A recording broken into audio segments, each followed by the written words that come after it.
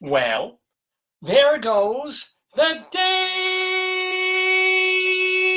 Daverhood. Good morning, everybody, and welcome to a brand new, exciting edition. I will explain this of the Dave's Gone By Facebookio, Podcastio, Programmio of the stream with me, Dave Lefkowitz, and our new friend. We're still figuring out a name for this fellow, but I will explain that.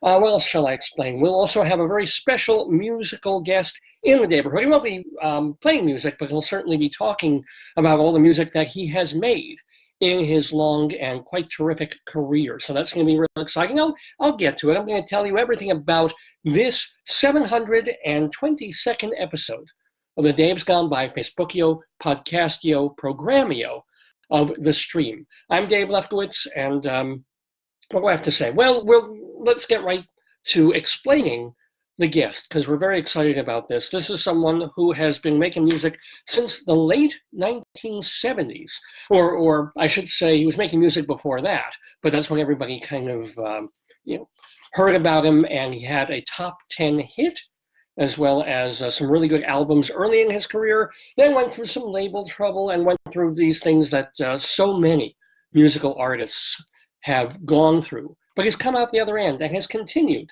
making terrific music all these years. His name is Steve Forbert, and if that name is Steve Forbert rings a bell, who is that? He's the guy who wrote Going Down to Laurel and sang Going Down to Laurel. He's also, of course, the top 10 hit that he had was called Romeo's Tune. Meet me in the middle of the day. Let me hear you say everything's okay. He wrote that. He sang that. And he's going to be with us in the Daverhood talking to Rabbi Sal Solomon. Yes, Rabbi Sal will be with us here. And by the way, also joining us, Cynthia, my cousin Cynthia, Sherman, Vaughn, Fred from Friendly, Janine and Chris, Miles, Paul, Nancy, a whole bunch of other stuff who are probably watching in watch parties and other things like that. So welcome. You've picked the perfect Saturday, November 30th to join us here in the Daverhood for Dave's Gone By. The only bad news, the only unfortunate news is that my darling and adorable wife, Joyce, won't be joining us because she has, she has to go to the gym,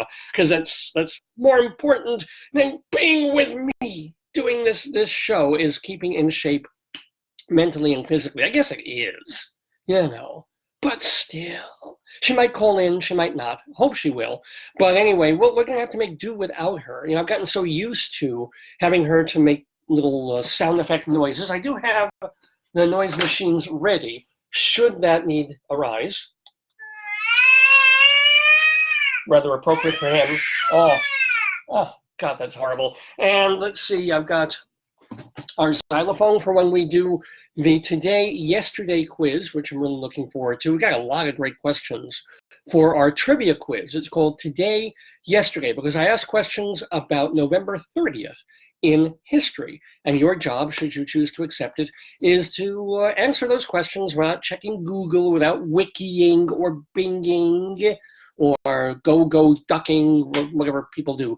But yeah, it's basically incumbent upon you to say, hey, we're already getting a big happy heart from Cynthia that we are going to be doing our Today-Yesterday quiz. So that's kind of fun. Also, we'll have our Colorado Limerick of the Damned, which is where every week I go to a place in Colorado where I had been living for several years.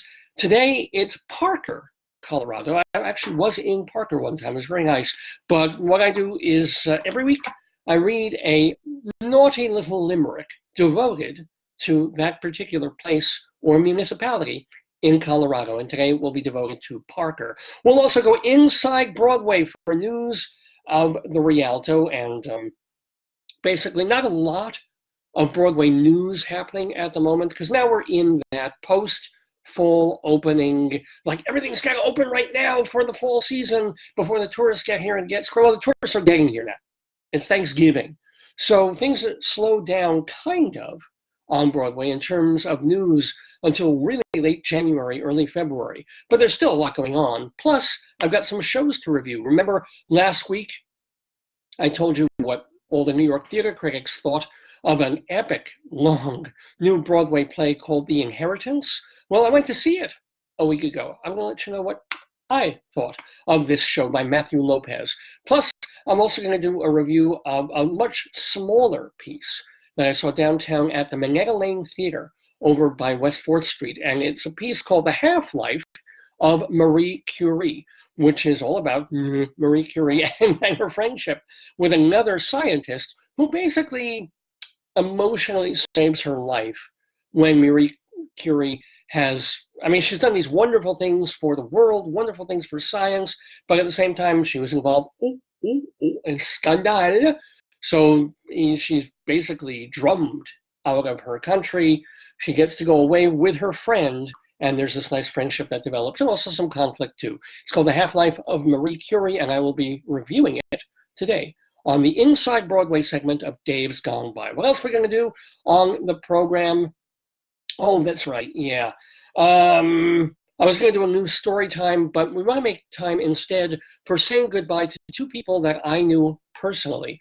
One of them was a theater critic in the Rochester, upstate New York area for many, many years, known almost more for his dance reviews than theater, but he was pretty good at both and a very unique personality, a fellow named Herb Simpson that I knew from the American Theater Critics Association, and he was actually a writer for TotalTheater.com. So I'm going to say a farewell to him, as well as someone that I can't really call a friend, but I would say was an acquaintance, basically friendly acquaintance with maybe the most vilified and feared theater critic of all modern times, a fellow named John Simon, who passed away. They say only the good die young. Well, he lived until 95, I think, until passing away on the same day as Herb. John Simon, the famous, he played a version of himself on The Odd Couple many years ago. There were definitely two, if not more sides to John Simon. So I will say a farewell to him too a little later in the program. By the way, welcome to my friend from high school, David the doctor, Michael, and also Karen and Adam. So welcome to all of you. It's going to be a really, really cool, excellent episode, I hope, of the Dave's Gone By show. So hope you had a happy Thanksgiving. I actually forgot to get my folder. So if you can bear with me, just watch the little boy in the corner there, because I gotta, he's a story too. I think I'll tell you about that first, since Joyce isn't here with me. But when Joyce was in the city a day or two ago, she was kind enough to get me a little gift, and a gift that I think is worth absolutely every penny, because what does any 55-year-old man need in this new car? Actually, yes, we sold our car back in Colorado. I miss my Subaru like crazy, but no, don't need that. Don't need that. New fancy suit of clothes. Well, no, I've already got a job and I dress reasonably nicely for it. No, I'm okay on clothing, even for winter. What does a man want when he reaches a certain age? A new tie? Don't wear ties. Hate ties. What can I possibly? Electronic equipment. Love electronic equipment. Always have. But well, I got my recorder, got my laptop, getting a new external hard drive for Black Friday. I'm good. So when Joyce goes into the city and tries to get me something nice, this is what she comes up with. Ladies and gentlemen, it's the story, you have to blink and read it twice actually. It's the story of Funukkah. I will repeat that. The story of Funukkah, a new holiday tradition, which she found in a store, which, by the way, is only, this is what she feels about me, $3.99, ladies and gentlemen. And as I said, worth every penny to see these two very generic white Jewish children coming away. Notice the Jewish stars on their clothing. And yet, the really messed up thing about this is that everything about what they're doing here is so incredibly Christmassy, as transmogrified into a Hanukkah story. So it's Christmas, but they change a little bit of it, because everything, the lights, the trees, the green, the small town that would probably burn Jewish stars on these kids' lawns. No, that's all the same. It's just, they happen to be wearing white and blue clothing, just like the flag of Israel, and little Jewish stars on them. What is this? What is it, a book? Oh, it comes with a book, but it also comes with this fellow.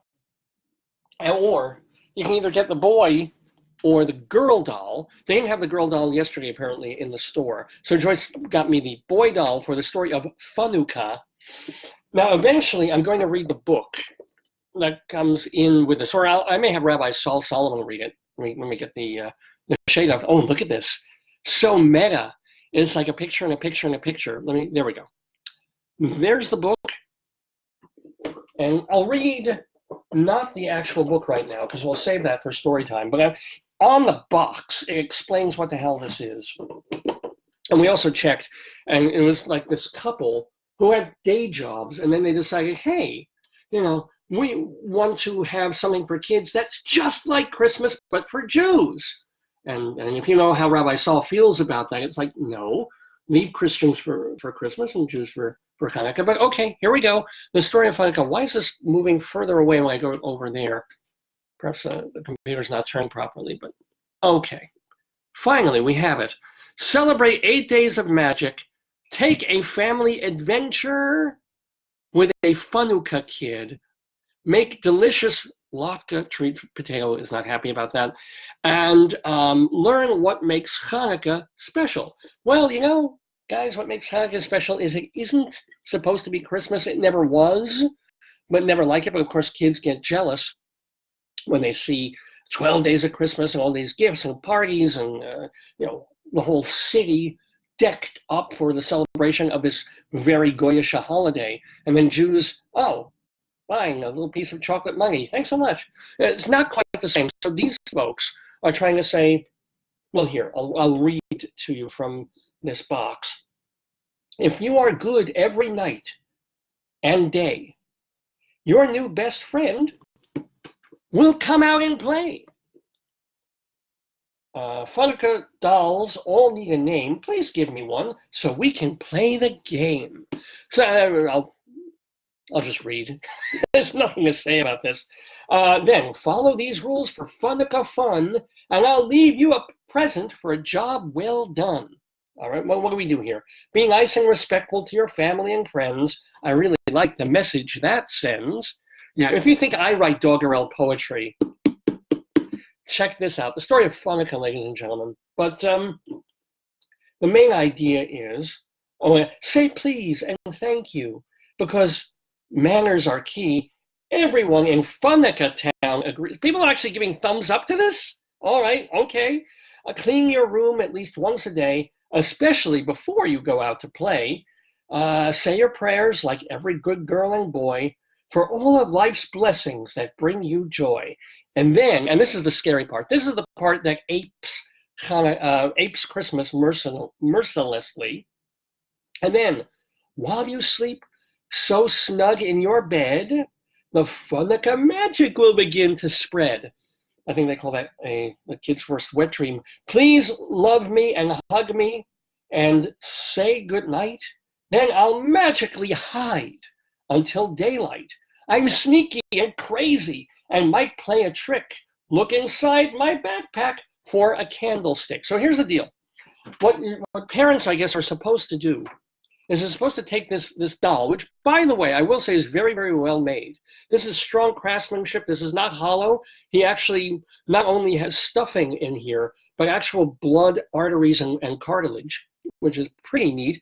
He's got the non-matching pants. I don't know what even to say about this. Just they won't stay down. Well, he's a child. There we go.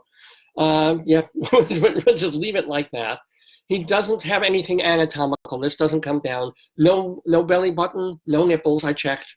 But here he is, little boy with a special backpack. So what you're supposed to do, parents, is put, and I'm not kidding, when you read the story in a week or two, you're supposed to put not some delicious, wonderful candy in here necessarily, or some cute little toy, but you take the Hanukkah candle, that day's Hanukkah Shamash candle is the main candle, and then you put it in the backpack. And oh boy, so when the child opens this toy's backpack, out pops a Hanukkah candle where you can light all the other candles in the menorah. I kid you, oh, by the way, I can show you the beautiful yarmulke of our unnamed friend. So first of all, I'm going to ask you, one question. You've seen him, nice little rusty ginger Jewish kid. What would we name him? Okay, so I've got a lot of people tuning in now. I've got Karen and Adam and Frank and Christine and Aaron and John and Alan and other folks like I've read before. Welcome, by the way, and Tony, of course. I would love your ideas. Please type them in. Please send them right as a message right here on Facebook. What shall we name him? And be as imaginative and creative as you like. Would you like to give him a name? Remember, he is the Hanukkah toy doll fairy who hides in children's rooms while they sleep.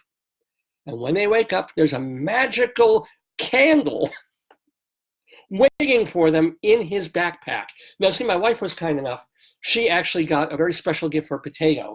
So Potato, let's make this happen right now. Here's our unnamed kid. Here's Potato. Hi. Shalom. I don't speak your language. It means hello. Oh, well, shmalo to you too. Yeah. Oh, what you got in your backpack? Is that for me? For me? For me? He gets really excited for presents.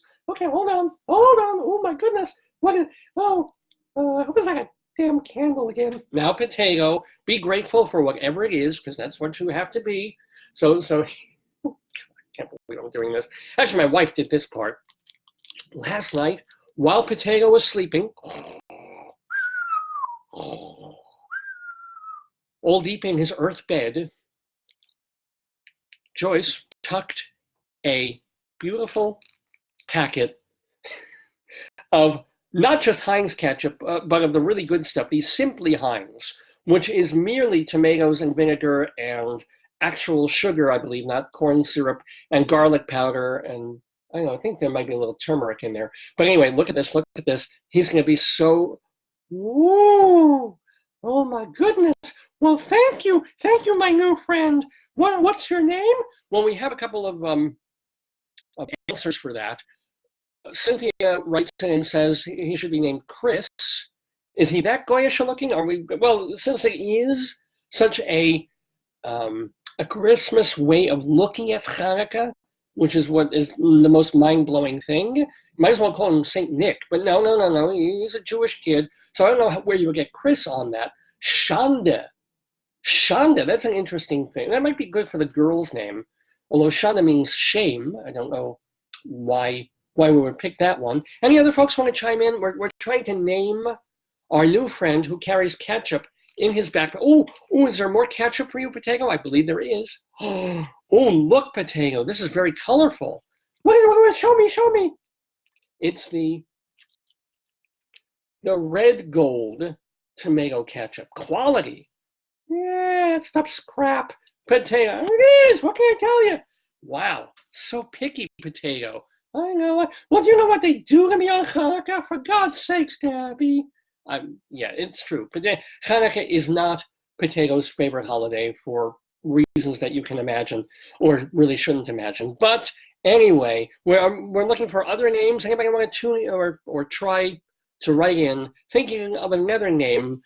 I don't think we're there yet. I don't like Chris, and Shanda sounds more like a girl's name and sounds like something involving shame. And it kind of, let's face it, it is a shame that I'm a 55-year-old man doing this. Maybe Shanda does work. Maybe Shonda Rhimes might work. Shonda, no. Martha Reeves and the Shondell. Here we go. Let's see. Pyro. What is Pyro Adom? Pyro Adom. Oh, I guess the fire is red. That's coming from Fred from Friendy. Tony says thinking. That's an odd name. It's strange to have a gerund verb as a name for a child, but thinking, you can call him that. Pyro. Pyro's not bad. Pyro because of the red hair. And no, I do not know if his carpet matches the drapes. They would arrest me if I tried to look. So anyway, you think about that. I don't know if I can keep him here as I continue to begin this episode of the Dave's Gone By Facebookio Podcastio Programmio of the stream. How was your Thanksgiving, everybody? Did you have a good time? Did you have some good food? I did. it's amazing what culture does to you. It's amazing how you get these things ingrained in you. And for no particular reason, you follow them. Maybe there are reasons. Maybe there are psychological reasons for sure. Pyro, by the way, Fred writes in, pyro for the candle, Adom is red in Hebrew, which is right. Pyro Adom. Maybe Adom can be his middle name. I may go with Pyro, because that can really work. Pyro, I hope that doesn't make him a maniac. He's a maniac. Ta-da. There we go. Maybe I wonder if I can hang him. No, let's not do that. Let's not do that at all. But for Thanksgiving, we did our usual thing, Joyce and I, of doing part of it with my folks and part of it with her folks who live in Queens. So it's like this amazing day where generally I have 2 giant meals. Didn't do it this week, but went to her parents for lunch, went to Queens, got there. A couple of different things. First of all, I do not understand Uber. It's a wonderful thing. It's been a great addition to the ability to get around. And so we go from our house, which is on the south shore of Long Island, or I go, because Joyce was coming from the city. So rather than schlep to Woodside or Forest Hills on the LIRR, and then try to deal with the M train, or just grab a cab from there, an Uber from there, I check Uber, and the price is like $22 to go from here to there, door to door.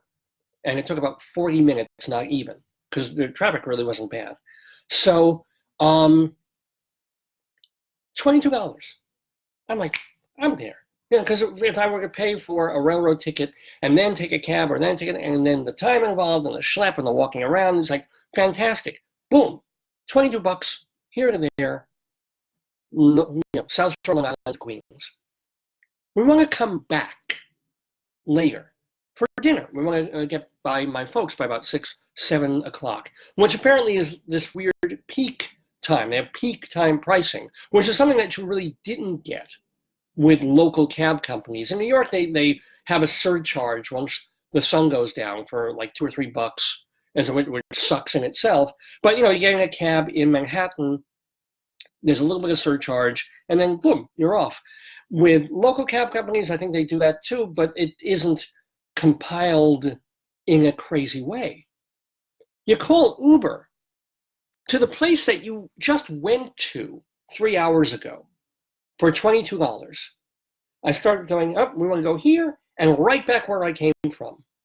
Oh, I know, and the sun's down, right? It's not really rush hour because it's a holiday, but all right. And then the Uber price came back at something like $70,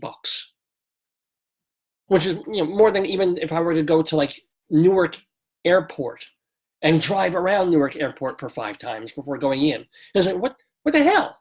How is that possible? And it happened to us last year too, where we're kind of stuck there unless we're going to stay there until 10 o'clock at night when I guess the prices will go down again. But there's got to be some other alternate way. We ended up calling a local cab company in Queens that took us for about $50 back the other way. But I guess that's how they get you. They say, oh, I think I'll go there and pay this. But then, of course, if you want to come back, it's, sure, Antarctica, $5. You want to come back from Antarctica, $6,000. Jesus. So I don't know. There ought to be some kind of way where you can pre-plan a round trip on Uber. Maybe Lyft is different. I should try that. I mean, if anybody's had these experiences, please feel free to chime in here or email or write in, because I'd love to share those too. But that's really annoying because it leaves you hanging. It leaves you sort of at the mercy of a very volatile system. And it's the reason that I don't, in the rare instances in my life when I've had a little bit of money, I always bet conservatively. If I were putting money in bonds and stock markets, I'm like, I don't want the volatile stuff. I want the long-term stuff, the stuff that's ride out the recessions and the depressions, rather than make a good ton of money 2 months from now, but I better remember to pull the money out or else, and so forth. So I don't know. That annoyed me. But here's the thing. Here's the stuff that's ingrained in us as people. I guess. So rather than cook, because Joyce's folks are getting up there a bit, and we can't be there all day cooking, and I can't be here all day cooking. They say, okay, we'll go to the local diner, the local food place, and we'll order in. Okay, we'll have it delivered. We'll bring it. Boom, boom. And this way, everybody gets what he or she wants. Not everybody wants turkey on Thanksgiving. It's true. My wife's a vegetarian. She certainly doesn't want turkey on Thanksgiving. She wants an omelet. Fantastic. Great. And I believe her dad had pork chops, and her mom went with turkey. That's right. And I'm looking at the menu before we order. In fact, before I even go to Queens, she said, we're going to order from here, check their menu. They got a whole bunch of different stuff. Get what you want. And what I wanted was a couple of different things. I would have been very happy with like a souvlaki or a gyro thing. I know, it's Thanksgiving. That's what I would have preferred. A nice pita bread, a couple of slices of lamb with some chicken, and that processed thing that they do with lamb and chicken that creates this savory stuff that I hope is actually meat that goes into these strips on a gyro. Yum, yum. Did I order it? No. Did I order like a little sirloin steak? No, I wouldn't like that. A pasta, they make good pastas there. No, somewhere in my head, somewhere inside me, I was like, it's Thanksgiving, it's November 30th, we're going there for Thanksgiving, let me get the hot open turkey. It was perfectly good, it wasn't great, but what was it? Why did I feel that need, that urge, that necessity of when I would have been probably preferred a gyro, certainly would have preferred a red meat, right? Why would I then, it's Thanksgiving, it's hot open turkey with mashed potatoes and gravy and corn on the side, which is of course what the settlers had and the pilgrims had, and that they shared with the Redskins before they killed the Redskins. That's my Thanksgiving, gotta do it. Why do we do that as people? When I had the choice, is there something that happens to you in childhood or teenhood when the idea of choice you realize is slowly leached and drained away from you, and that tradition has its hooks into you a lot more than freedom does? Maybe that's not true for everybody. Maybe you out there, you went to a Thanksgiving meal and you had baba ganoush, or you ended up, you slaved all day in the oven and you came out with meatloaf is, I guess, fairly traditional, but you came out with something completely off the beam. Chicken cacciatore, fine. And you did it, and good for you for that. But me, no, white meat turkey, and I prefer dark meat. Nice turkey, gravy, mashed potatoes, corn. And Russell Stover's candies for dessert. Those are okay. That wasn't too bad.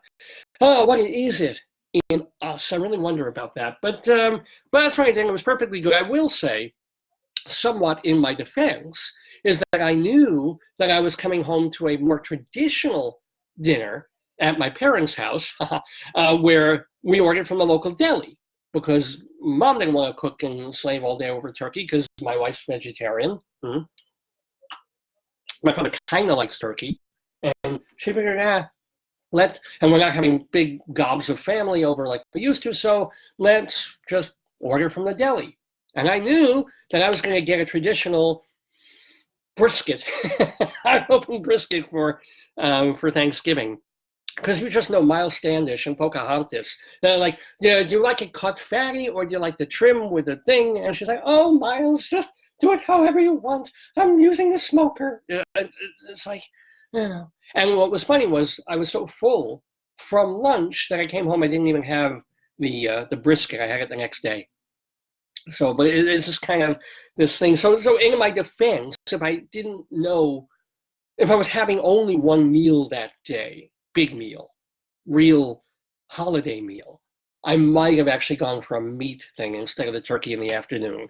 But There you go. Anyway, I wonder if that rings a bell or resonates with anybody out there. And when I say anybody, I mean Cynthia and Leanne and Warhol. Hey, welcome, Warhol. You watch every week, and Gina does too, and Michael and Claudia from my high school, yay, and all the folks who are tuning in to the 722nd episode of The Dave's Gone By, Facebookio, Podcastio, Programmio of the stream on this Saturday, November 30th, 2019. We're calling it FORBERTER, or worse, because our guest will be Steve Forbert in the Daverhood talking to Rabbi Saul Solomon. We'll also go inside Broadway, and we'll do our Today Yesterday quiz for November 30th.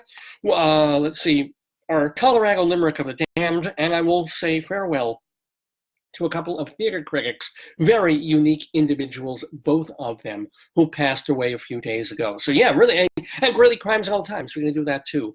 If I'm seeming a little self-conscious, here's why. I've been doing this show now for 17 years and change, right? And I'm used to doing it for 15 years, just in front of a microphone. Now I'm kind of staring at a camera, a Facebook thing where I'm looking at myself, and I don't have this prop, this thing to hold on to, this microphone that makes it feel a little more intimate and makes it feel not like I'm so much talking to myself, but talking to you. But I've gotten used to this Facebook thing. And it's been a wonderful thing of getting us so many more fans and friends of the Daverhood and admirers and Dave's faves, as it were, because he never knew. When I was on WGBB many years ago on Long Island, could have been 3 people listening, probably 2 people listening. If somebody got upset about something and then decided to make a phone call or win some tickets to something, I knew somebody was listening. Otherwise, there was no arbitron, no demographic. We're there. And you knew we were on the air, but as to how many people, concerning all the other myriad choices that they could have been watching or listening to or going to or reading, how many were actually tuned in, you never knew. Some cab drivers who were on NyQuil and DayQuil and Red Bull. They say, let me listen to this idiot. Fine, okay. And then I get to the university radio station and had a whole different audience and a whole different crowd. And again, I hear sometimes, or I get an email or a message on Facebook, hey, we saw you, or wasn't visual then. We listened, it was fun, we liked it, why don't you do this, why don't you do that, but couldn't tell that there was really a core audience watching. And then finally, not just promoting the show on Facebook, but physically doing the show on Facebook. It's like, all right, I'm talking to people every week. They get some of the inside jokes of the show that are repeated either week after week, or a month might go by and I might not mention something and then bring it up a month later, and some people will get it because they're part of it, right? Folks like Warhol and Cynthia and Jeff and Gina and Claudia and Tony and all these really cool people. So I thank you guys for being part of this, but I'm feeling more self-conscious now than I have in a while. And it's because I have this day job, this soul-sucking, perfectly nice, ordinary day job locally in town, where thank goodness I have health benefits, yay, and to get through my day. And it's great that they allow me to do this. It's the kind of job where you can, a local New York State government-y sort of job, civil service job, I should say. So it doesn't take a whole hell of a lot of brain power once you learn what you're doing. They let me tune in, plug in, tune out. So I'm pretty much all day, headphones in, basically making this other ear deaf. And I thought I would be listening all day to music. And I'll load up Spotify and I'll be listening to some albums here and there, but I've gotten into the whole talk thing again. And I want to listen to how other people do or did radio. And so a few weeks ago, I started finally checking out Jean Shepherd. And I mentioned this, I think I talked a little about this last week. The great, and now I can really say, everybody used to say, the great Jean Shepherd, the great Jean Shepherd. And we said it because everybody said it. And he was supposedly like one of the great radio men ever. And the only reason most people knew Jean Shepherd is, he was the guy who did The Christmas Story. He narrates the movie. The movie was based on his various monologues and stories, and he probably wrote a book out of it. And that's what everybody knows him for, unless you were a New York radio person in the 1950s and 60s, really, into sort of the 70s. But that, that his heyday, early 50s, late 50s, certainly well into the next decade. And so I'm like, okay, what is it to Gene? They're calling him a genius. They're saying, oh, if you know Gene Shepherd from Christmas Story, if you know him from those TV shows he did on public TV in the 80s. So I used to watch. There was Shepherd's Pie. I didn't see Gene Shepherd's America, but Shepherd's Pie, which was nothing for me. Maybe I was too young for it. But or he had my problem. He had the problem of it wasn't just him in a room with a microphone and an engineer. Now it's TV camera, may a different situation, different feel, right? So wasn't the same. I started listening to Gene Shepherd, going back in like archive.org, to what he used to do. And he was exceptional. He was irascible, funny, strange. He would, and I don't feel so bad about doing this myself now, he would totally go off on tangents. He would start with some main idea, go off on this tangent, veer back a little bit, go off on another tangent, veer back. Usually, not always, but usually come back to initially what he was talking about in a way that for 1950s America especially was really unexpected, was really a bit out there in terms of looking at the Mad Men era and calling it for what it was, making fun of the soullessness, the commercialness of the American system, of advertising, of just the poor little schnook who's going into work every day, carrying a suitcase, dressed like everybody else is dressed, looking and feeling like, or supposed to feel, like everybody else is supposed to feel. And then back and forth, having the barbecue and the 2-car garage with 1.5 cars, because one's always in the shop. And, the wife and the 2 kids who are not like the wife and kids that you see on the TV. They're real, and they're problematic and annoying and sometimes wonderful, but mostly not, right? And having to do this 5 days a week, wait for that 2-week vacation and get through it. And always, always that wondering of, why am I doing this? What is this all for? Do this for 30 years, get a watch, retire, and then do what? What is all of it for? And Shepherd planted that cynical but truthful seed in all his listeners. It was this idea of America isn't what it's telling you it really is. Your life is, you look in the mirror and you want to see a certain kind of life reflected back at you. But the problem is we also have eyes into our own souls. Our eyes don't just look outward, they feel inward. And inward, we know we're a mess. We know nothing is worth what we're doing. We know we're not going to get the brass ring. And even if we got the brass ring, we would find out that it's not even brass. It's probably just aluminum foil under a brass plating.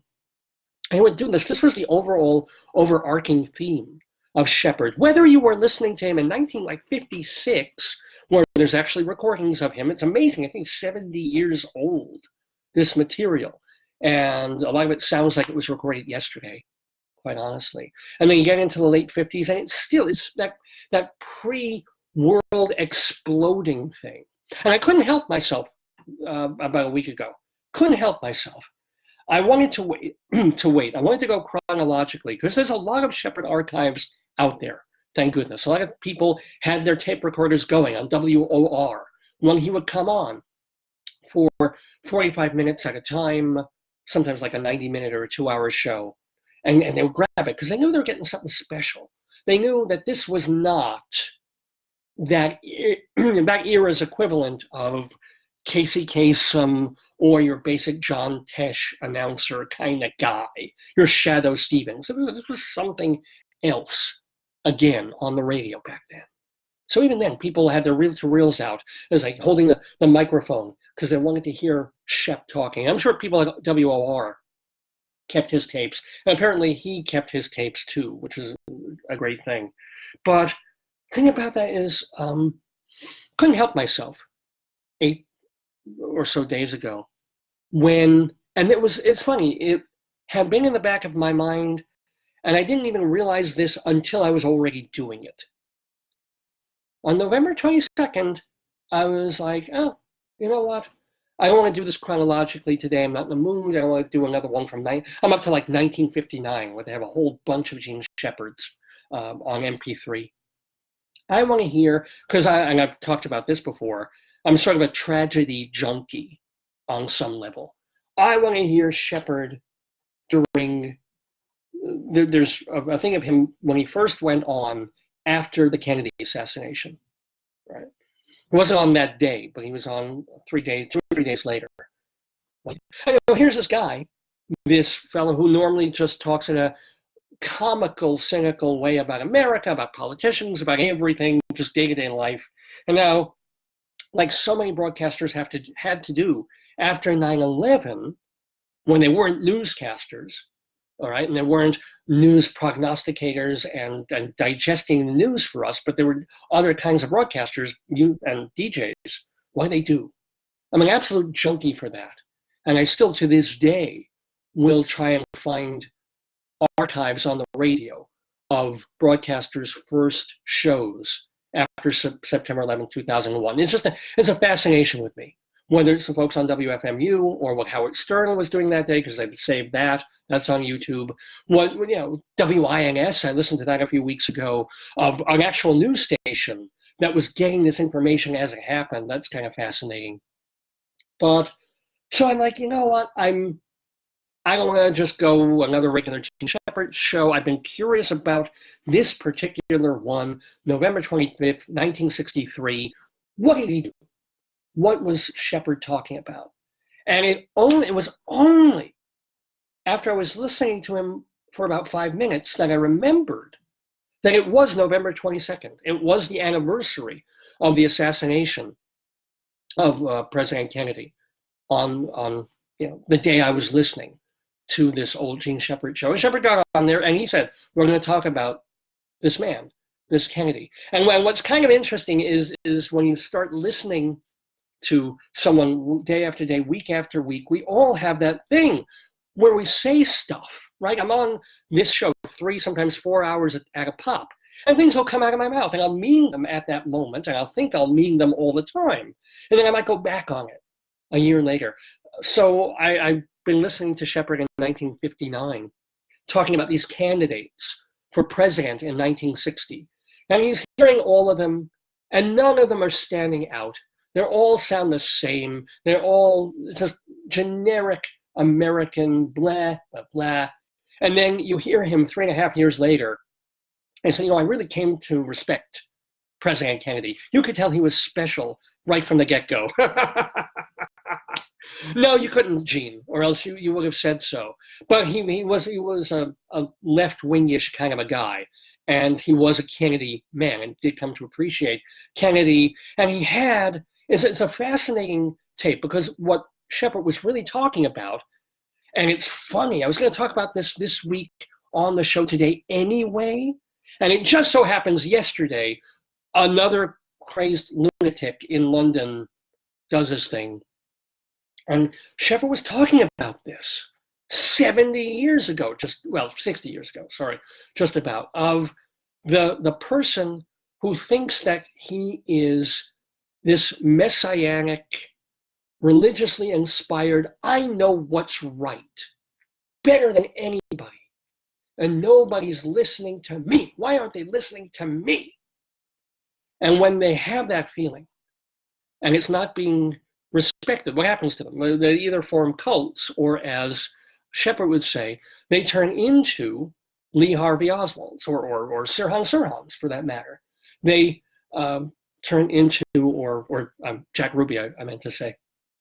They're so convinced of their own spiritual perfection and rightness that they feel above the law. They feel that, to get my message out, okay, this is what I'm going to cause havoc. I'm going to create this kind of terroristic society.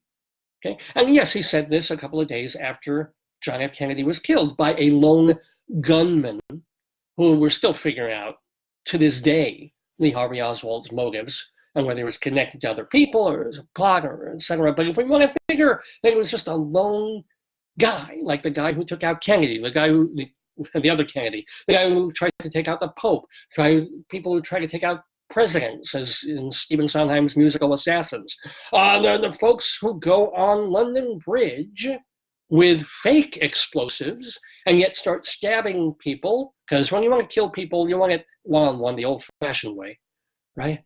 And maybe it's that. Maybe it's what Shepherd was talking about all those years ago, that person who feels he is so righteous and right and special. The bin Ladens and the people who follow the bin Ladens of this world go out there and it's like, with impunity and immunity, just kill.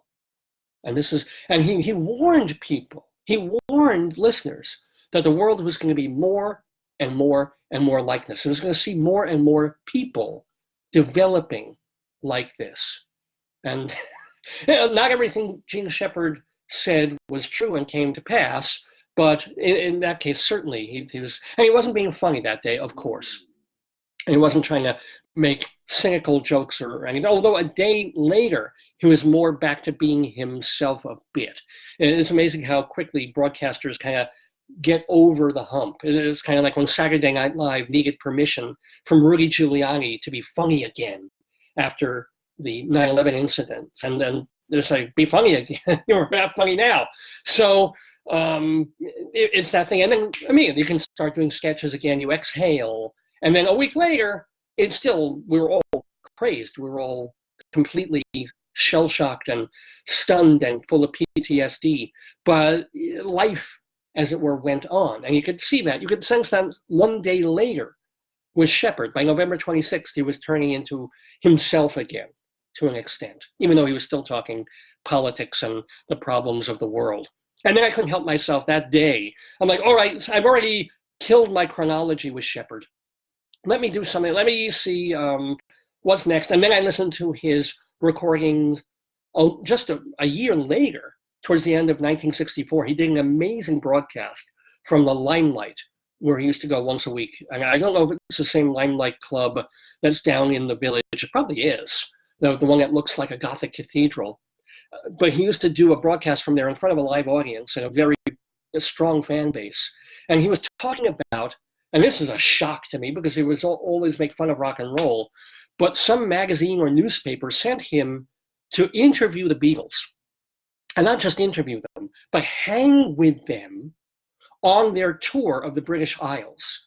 So he would be in their hotel room. He would be sometimes in the car with them, sometimes in a bus going down, at 3 o'clock in the morning, going 80 miles per hour or 150 kilometers. I can't get those straight. Ducking down because the fans are trying to see the thing. It's a marvelous, marvelous broadcast if you can find it. It's just Google Gene Shepherd Beatles and you'll find that. Don't do it right now. Keep watching me. But if you have nothing else to do during this holiday weekend, it's an amazing, and he tells the story of a party and he doesn't mention names. He says one of the Beatles took him to like this party in a semi-abandoned office building on a late night, weeknight kind of a thing. And you think it's just this nowhere place, this industrial area with an office building. And they go in and he's there and it's virtually almost like an orgy going on of music and sensation and weed and whatever cocktails they're serving each other and people just flailing about. And you hear about this. There was, there's some story about the Beatles being invited to some party in London. And it was one of these wild parties and they were watching two people fornicate right there in the middle and everybody applauding afterwards. This is wilder than that. And Shepherd can only say so much about it on the radio back then. But it's also really interesting to be listening to what he was talking about in 1956 and 1959 on WOR radio. And then less than a decade later, suddenly it's like, I'm interviewing the Beatles. That's what he said. The Beatles is how he calls them. And telling how they react when royalty comes into the room. Apparently they were really, really rude and loutish. And how it was for them when they were trying to deal with the fans and then going to these parties and living the Beatle life and being with them on this tour. And you realize that the whole world has literally changed. And Shepherd himself has changed a bit too. But in these 7 or 8 years, it's a whole different America, a whole different Britain from 1956, 57, 59 to 63, and certainly into 64. It's like, whoa. And I wanted to bring this up also because, so you think people are sui generis, right? You think people do their thing. Like, I know what Dave's Gone By is. I know what I do. This mix of extemporaneous stuff. We also have our segments that we do that I love. Fine, great. And I do this, and maybe someone out there at some point will copy me. Good luck to him. And they'll say, oh my God, Dave was really unique. Some of it worked, some of it didn't work, but he was interesting. He made the hours pass real quick. Yay. And, he might not necessarily realize, might be some 15-year-old who wants to get into podcasting or something. It might not necessarily realize, before Dave, there was this, right? And I used to think it was Howard Stern, right? And Bill Scelza. Those were my kind of icons along with Dr. Demento in terms of the folks that I would be influenced by and even emulate a bit when I get on the airwaves. Stern for the comedy and for pushing the envelope a bit, although I don't go anywhere near where Stern goes. Scelza for just talking openly and unhurriedly about whatever's on my mind. Him would be very often musical, but not necessarily. And then Demento for loving comedy and novelty songs and things like that. And having a certain kind of zany personality. Fine. Okay. And then not realizing or knowing, but being transmitted not from having listened for hours and hours, but almost through osmosis of realizing just how influenced I've been by Gene Shepherd. And not really understanding in here the connection until just a month or two ago, when I really started listening to Shepherd on the radio. And then I'm thinking, okay, Shepherd's the man.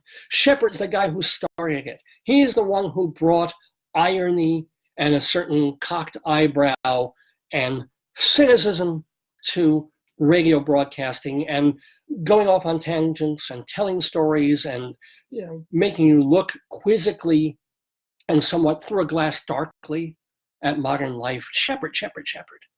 And then I'm reading about Shepherd and I said, well, before Shepherd, there was Henry Morgan.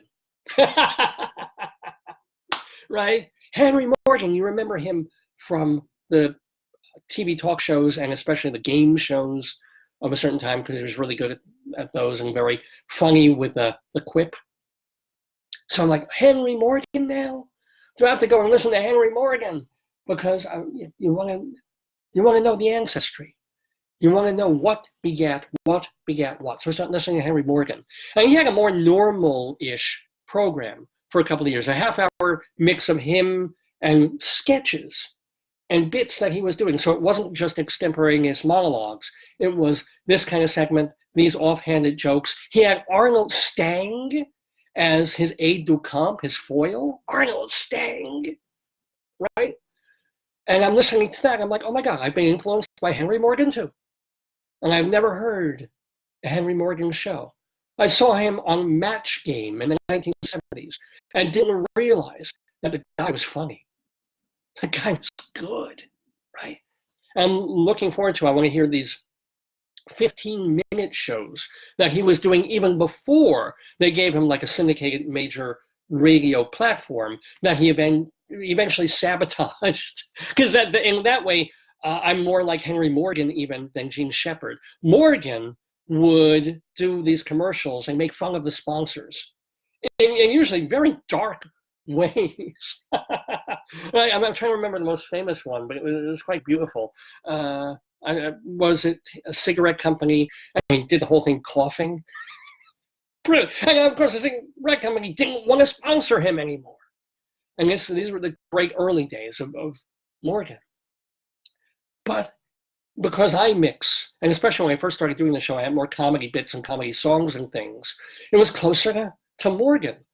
And Morgan always draws a direct line to like Garrison Keillor and people like that, although Morgan is much more acerbic Eastern New York-y than Keillor was, or is.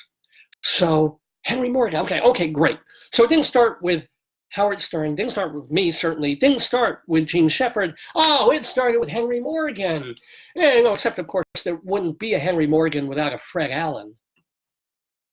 Oh.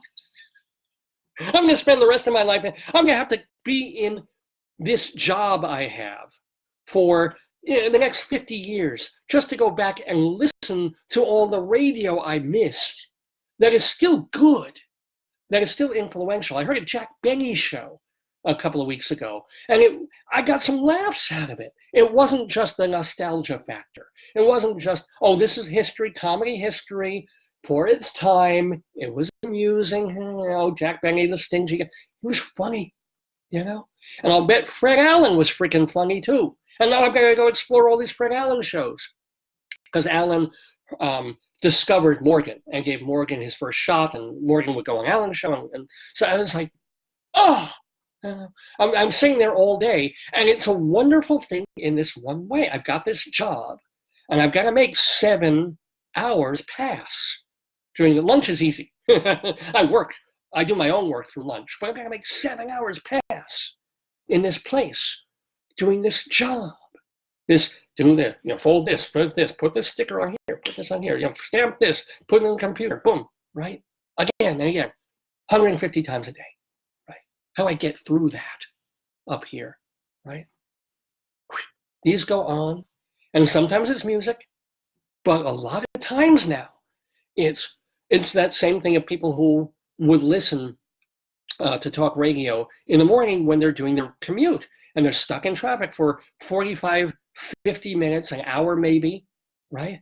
And it's brutal. And you just want to get to the damn office. But suddenly, hey, Howard and Robin, they're really funny. You want to stay in the parking lot before you go into the office because you want to hear them finish what they're talking about, right?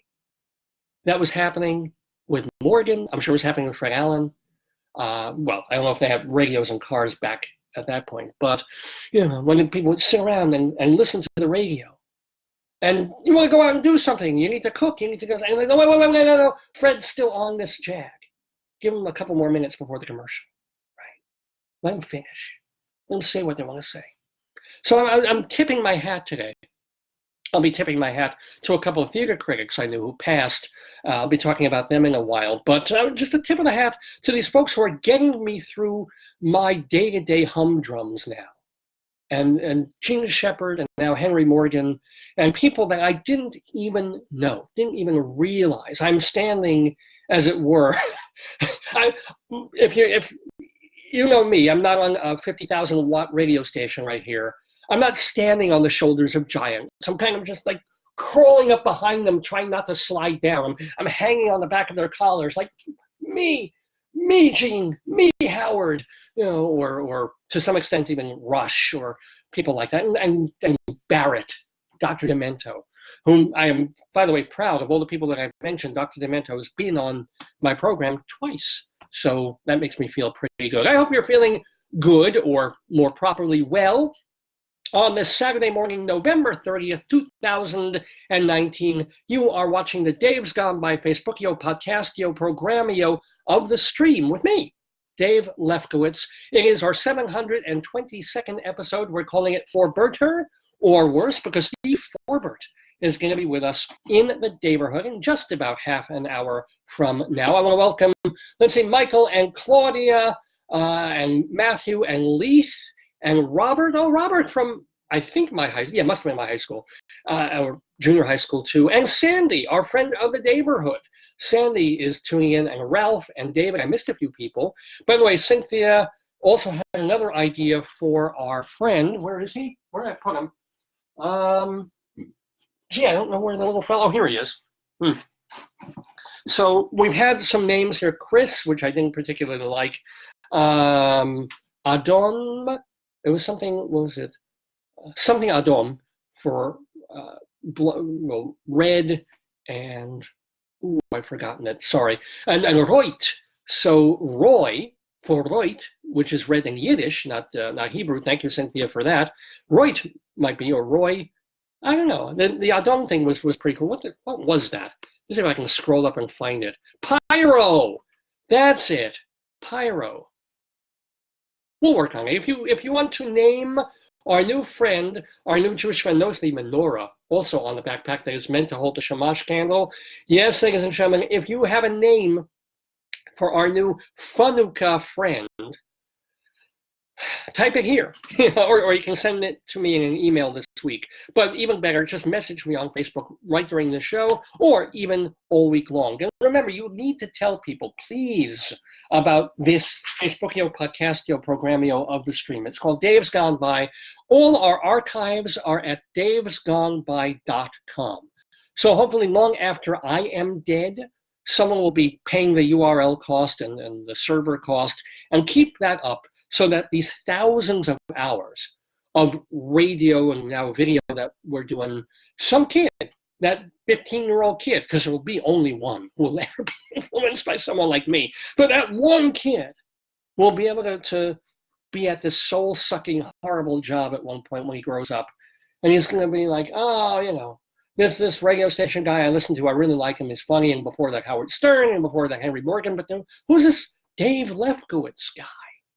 Let me check, davesgoneby.com. And oh my God, there's this show that he did back in October of 2002, his very first show. I wonder what that sounded like, right? I wonder how he had changed 8 years later. Let me check out the 400th show. Right? Let me check, oh, he had this person, I love this person, I love Carol Channing. Or maybe this kid wouldn't love Carol Channing, but he might have loved, I don't know, if he likes musicals, Rent. So he realized, oh, you had Daphne Rubin Vega on? You had Adam Pascal on, Wilson Germain Heredia? Well, yeah, let me listen to those interviews. Because they're there. They're there in the archives, right? Carl Reiner, man. The guy who was on the Dick Van Dyke Show, the guy who directed The Jerk. You had Carl Reiner on the show. Go listen. It's all there in the archives at davesgoneby.com. DAVESGONE, davesgoneby.com. This is where all the archives are. We have a separate archive of just the interviews that we have done. And you can email me, davesgoneby@AOL.com, and check my Facebook, Radio Dave 2. It's Radio Dave and the number 2. So what else are we going to get to on Dave's Gone By? I may not do really crimes and old times today, just because Joyce isn't here, and it's a lot more fun to do with her. So maybe I'll go right to Inside Broadway, get some theater stuff going before we bring Steve Forbert into the Daverhood. So yeah, I do love the theater. I'm a playwright, a theater critic, have been a theater journalist for many years, and an actor occasionally as well. So I love the theater, and I love sharing theater news and reviews with all of you. And we do this in a segment that we call Inside Broadway.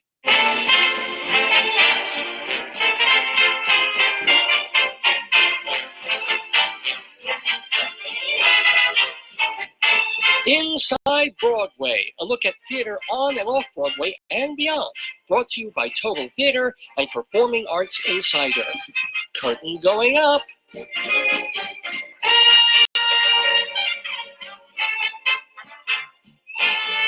That's the one thing Gene Shepard or all these other people did have. They got a break. I used to be able to get a break on terrestrial radio to some extent because I play music. I have a segue. That was part of the show too. I could play 3, 4, 5 songs in a row that were themed around something, and then go off and have go to the bathroom, clear my throat, have a beverage, just walk around and clear my head.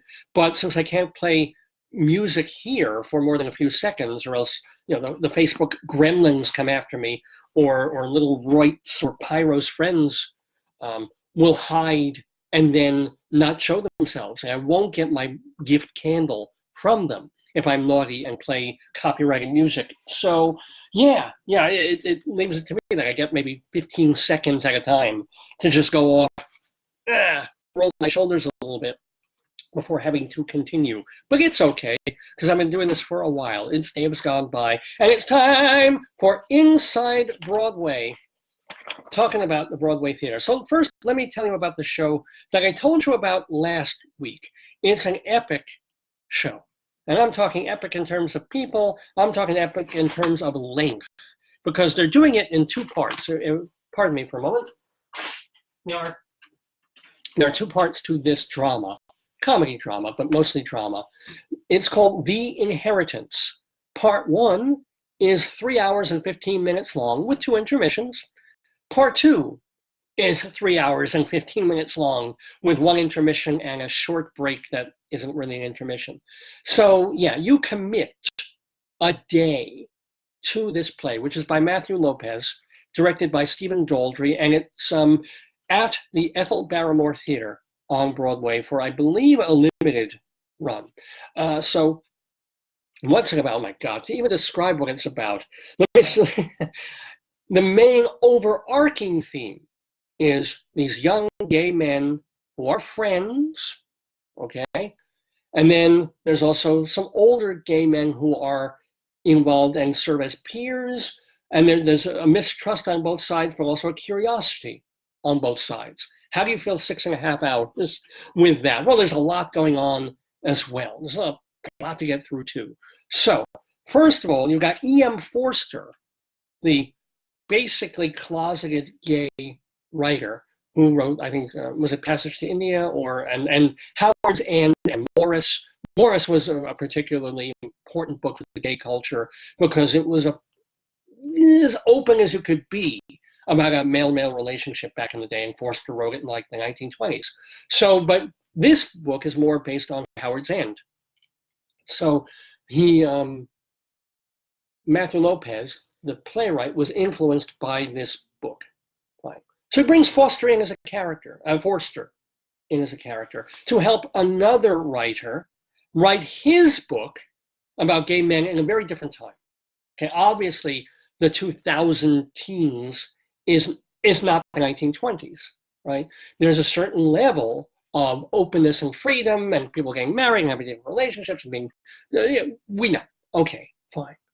So what happens is at the core of this, just as there is in Angels in America, there's a love story between people who should be well matched, but turn out to be kind of mismatched. There's this very nice, likable guy who has some level of luck in his life, or at least he did up until the tipping point of the show. He's this fella, he happens to be living in a relative's apartment, this beautiful big, like 3-bedroom apartment on the park or on the water, etc. And it's only $500 a month because it's rent controlled. But can't really live anymore because the relative died, and now legal stuff's going on. He's going to lose the place.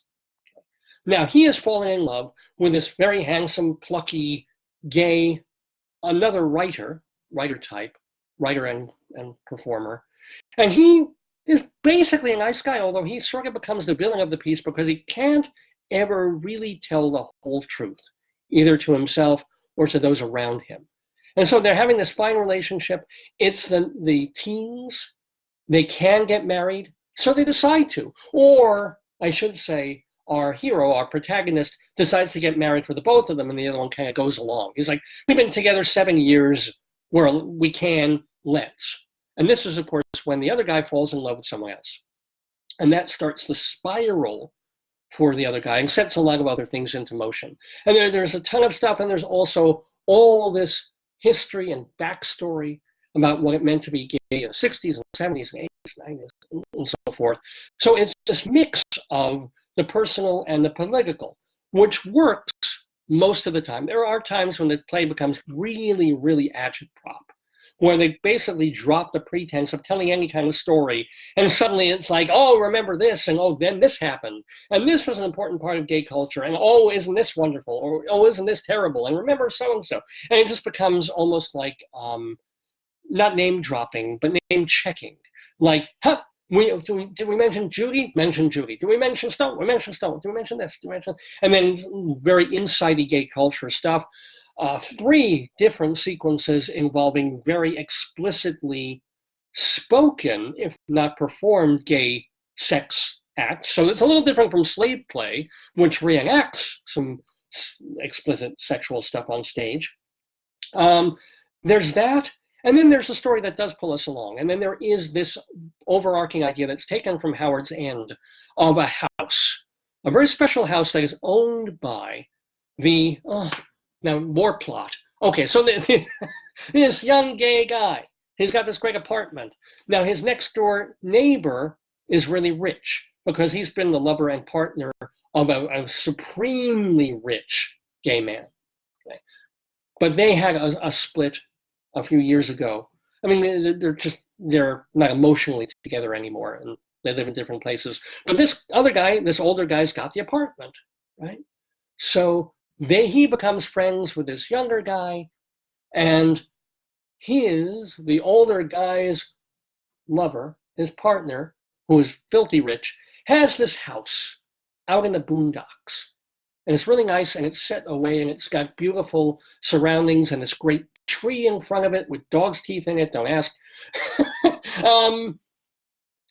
But this house has a very special meaning in the show, and a very special meaning for gay people, it turns out. Okay, there's that too. So all of this comes to fruition. So here's the deal about the 6.5 hours of The Inheritance on Broadway at the Ethel Barrymore Theater. Yes, it's one of those, you couldn't cut it down to 3 hours. You couldn't say, as we all say, oh, it would be so good if it was just one not straight, but one full thing with 2 intermissions, make it like an O'Neill play, 3.5 hours, and put it all in there. I think it's too big for that, and it's a good thing. But I also don't think it needs to be. There's too much of a muchness here, and a lot of repetition. As a matter of fact, here's and I don't want to give too much away for those of you who are going to go see it, but the first act, not the first part, but the first act of the first part ends with something that was a little bit powerful. Okay, I'll say it, they're naming folks, or they're giving us the idea of what the AIDS era was like, the early and mid 1980s, when if you were gay, everybody around you was dying or really, really sick and going to die. I was in New York at that time. I was going to New York University. I would walk in the area of St. Vincent's, which was kind of the ground zero hospital.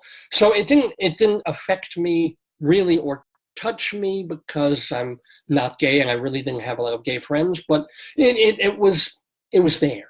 It was in the air. It frightened everybody, right? Because you didn't know that there would be drugs, that there would be cures, that there would be help in AZT, and that the HIV is not the same as AIDS. It was still terra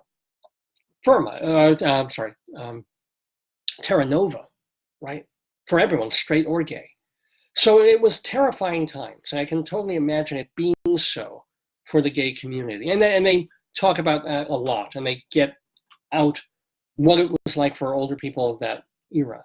And he's telling them, this older character, okay, think of so-and-so and this person and this person and this person, right? And in a general way, and say, that fellow you're sitting there, dead. That one over there, dead too. Dead. He's dead. He's dead. He's dead. And of course, people in the audience and audiences for Broadway plays they're getting younger, but they're still 50, 60, 70, 80, and there's still a lot of gay people in the audience. And so they remember. So even mentioning that kind of thing is pulling them backward and triggering, and it brings the tears, and it's touching, right? Because they remember, if they were gay especially, or they lived in New York and had a gay circle of friends, what it was like when you were going to 3 funerals and memorials every week, right? And that even to just put them back in that space was very moving. And I went to the theater with a gay friend of mine, and he was very emotionally impacted by that moment. I mean, I was like, okay, yeah, very sad, touching. And then they kind of went back to the same kind of thing at the end of the whole first part. So 2 hours later, they do something that, yes, it echoes what I just told you about, but it makes it much more personal and real.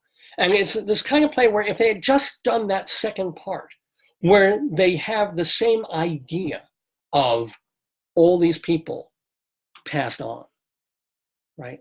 And this I won't spoil for you if you're going to go see the show. This is the coup de théâtre and the most effective and powerful moment of the whole piece.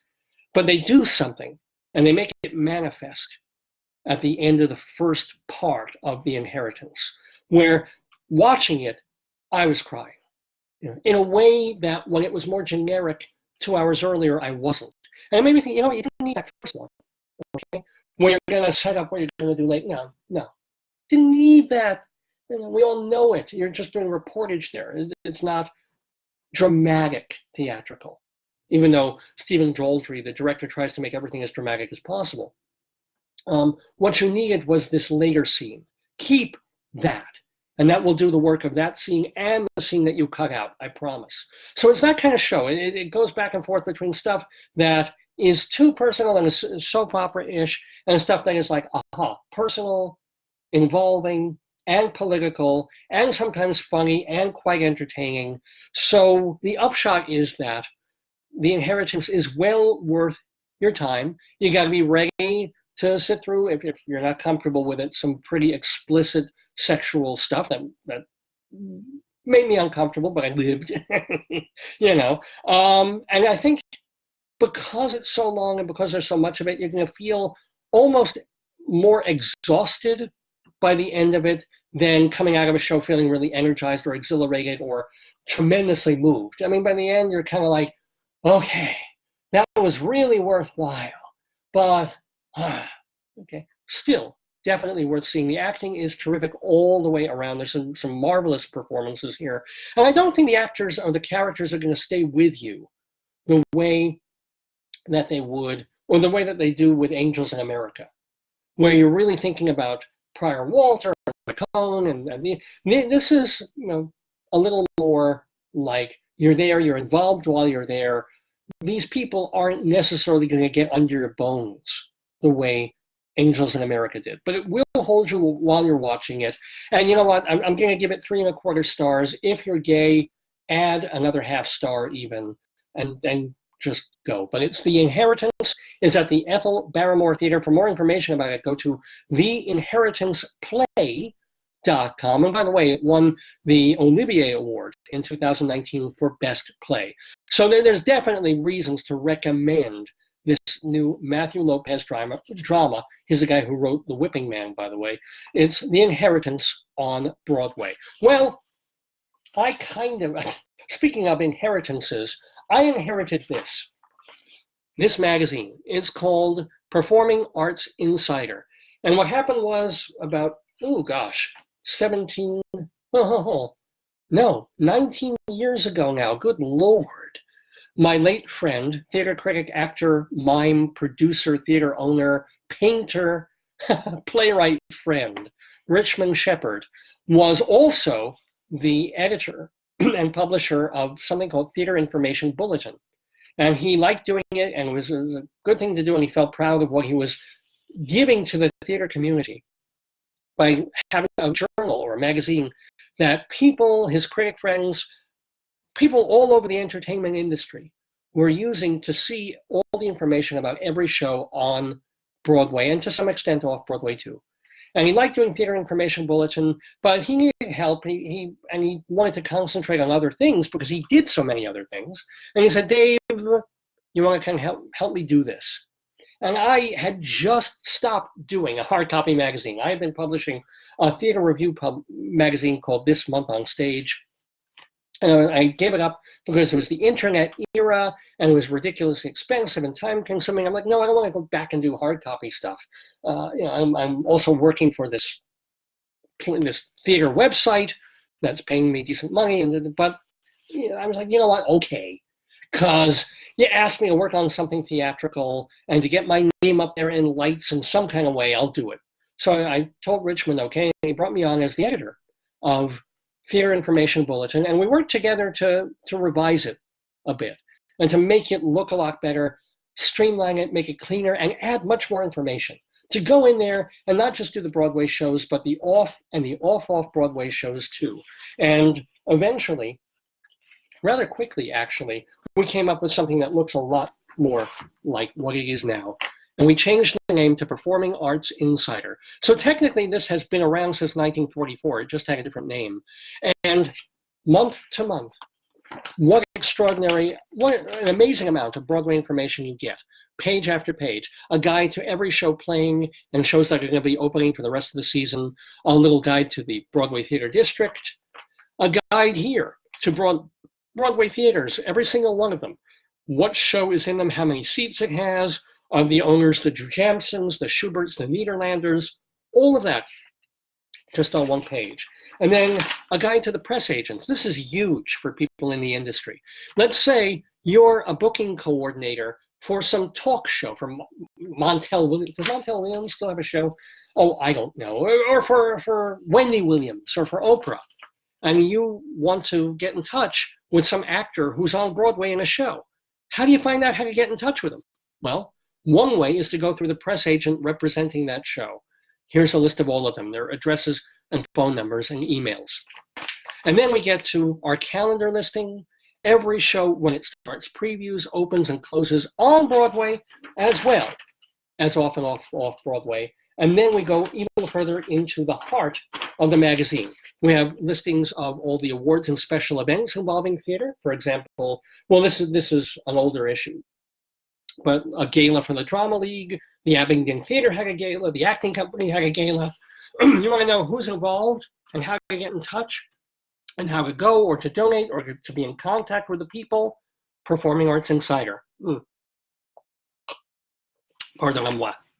And then the actual, real, thumping, beautiful heart of the magazine, the comprehensive listings.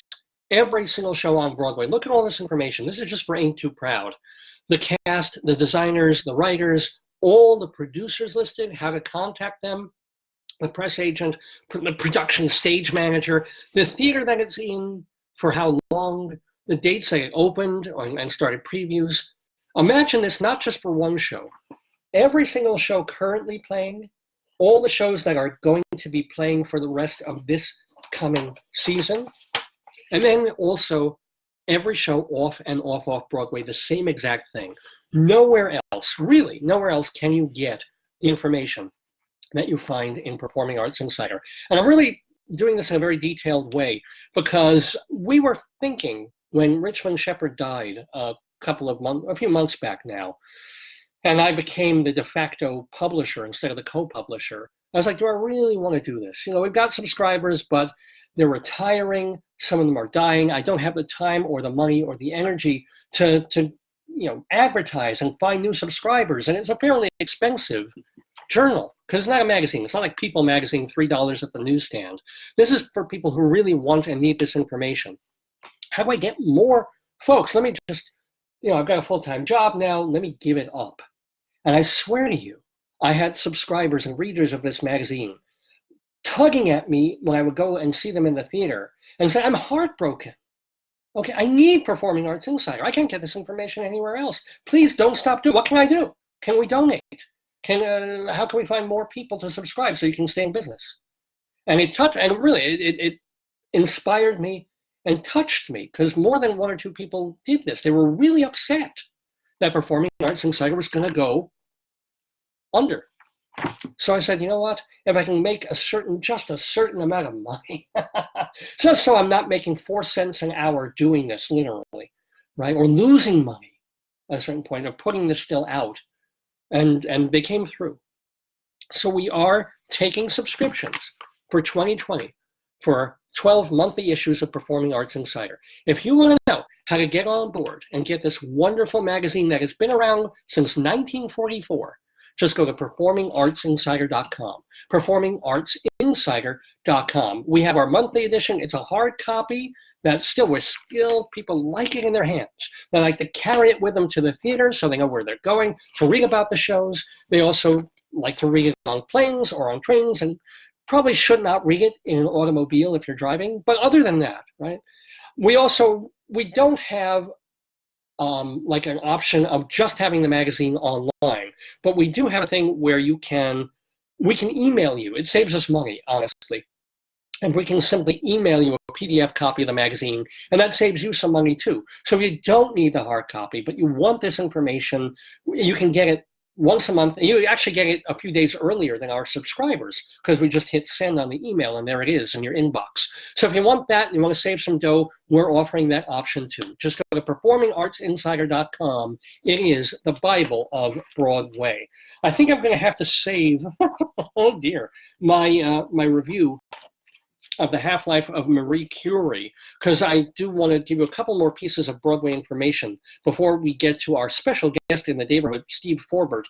But I want to say that if you haven't seen it yet, Robert Schenkang's political drama, The Great Society, is closing today at Lincoln Center's Vivian Beaumont Theater. I reviewed it a couple of weeks ago, recommended it very strongly. I liked All the Way more, but I don't agree with the critics who kind of dismissed The Great Society, because it's that second chapter in Lyndon Johnson's life, or life as president. First chapter was his trying to pass civil rights legislation.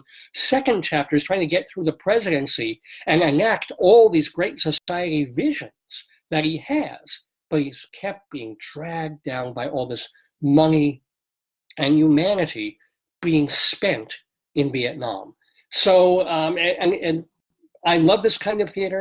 I think it's done really, really well. It's a little loud, it's a little shouty, not loud, it's just a little pitched here all the time. And Brian Cox is a terrific actor. He's not as personable, and his JFK isn't as varied and personable as Bryan Cranston's was in All the Way. However, Cox, and I mentioned this last time, has this marvelous arc that he takes where where LBJ, is on top of the world, and he really feels like, oh, I can do this, and I have a mandate from the people.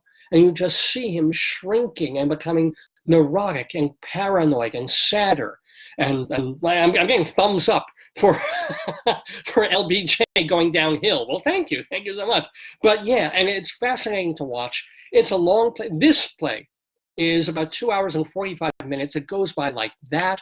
Please, you have just today to see The Great Society on Broadway. Go see it, please.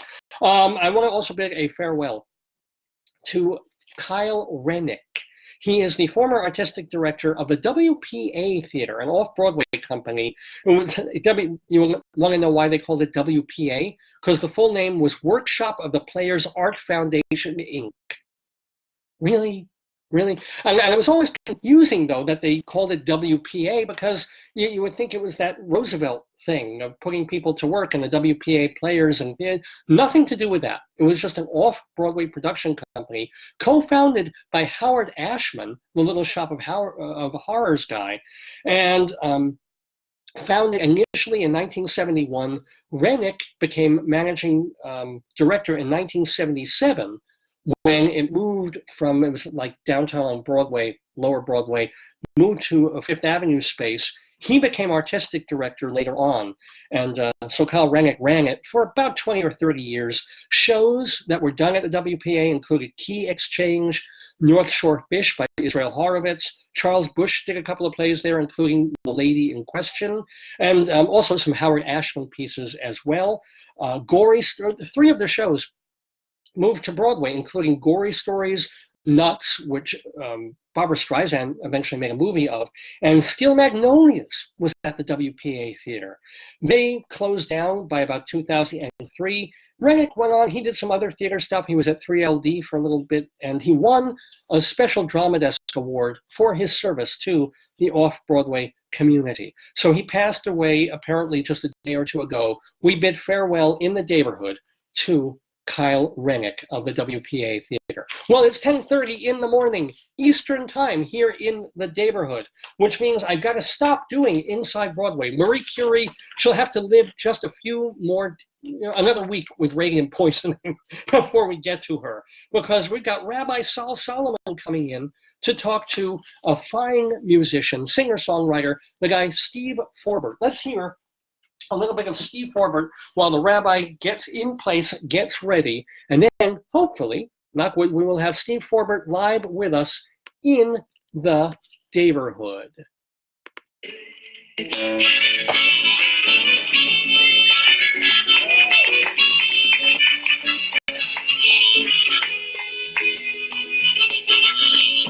in the middle of the day, let me hear you say everything's okay. Bring me southern kisses from your room. Maybe in the middle of the night, let me hear you say everything's alright. Let me smell the moon and the improved view. All gods and years will rise and fall, and there's always something more. Lost in talk, I waste my time, baby, so I've been said before. While further down behind the masquerade, the tears are there. I would ask for all that much, I do want someone to care. Maybe in the middle of the day, hear you say everything's okay. Come on out beneath the shining sun. Maybe in the middle of the night, let me hear you say everything's alright. Snake on out beneath the stars and run. Oh, come on.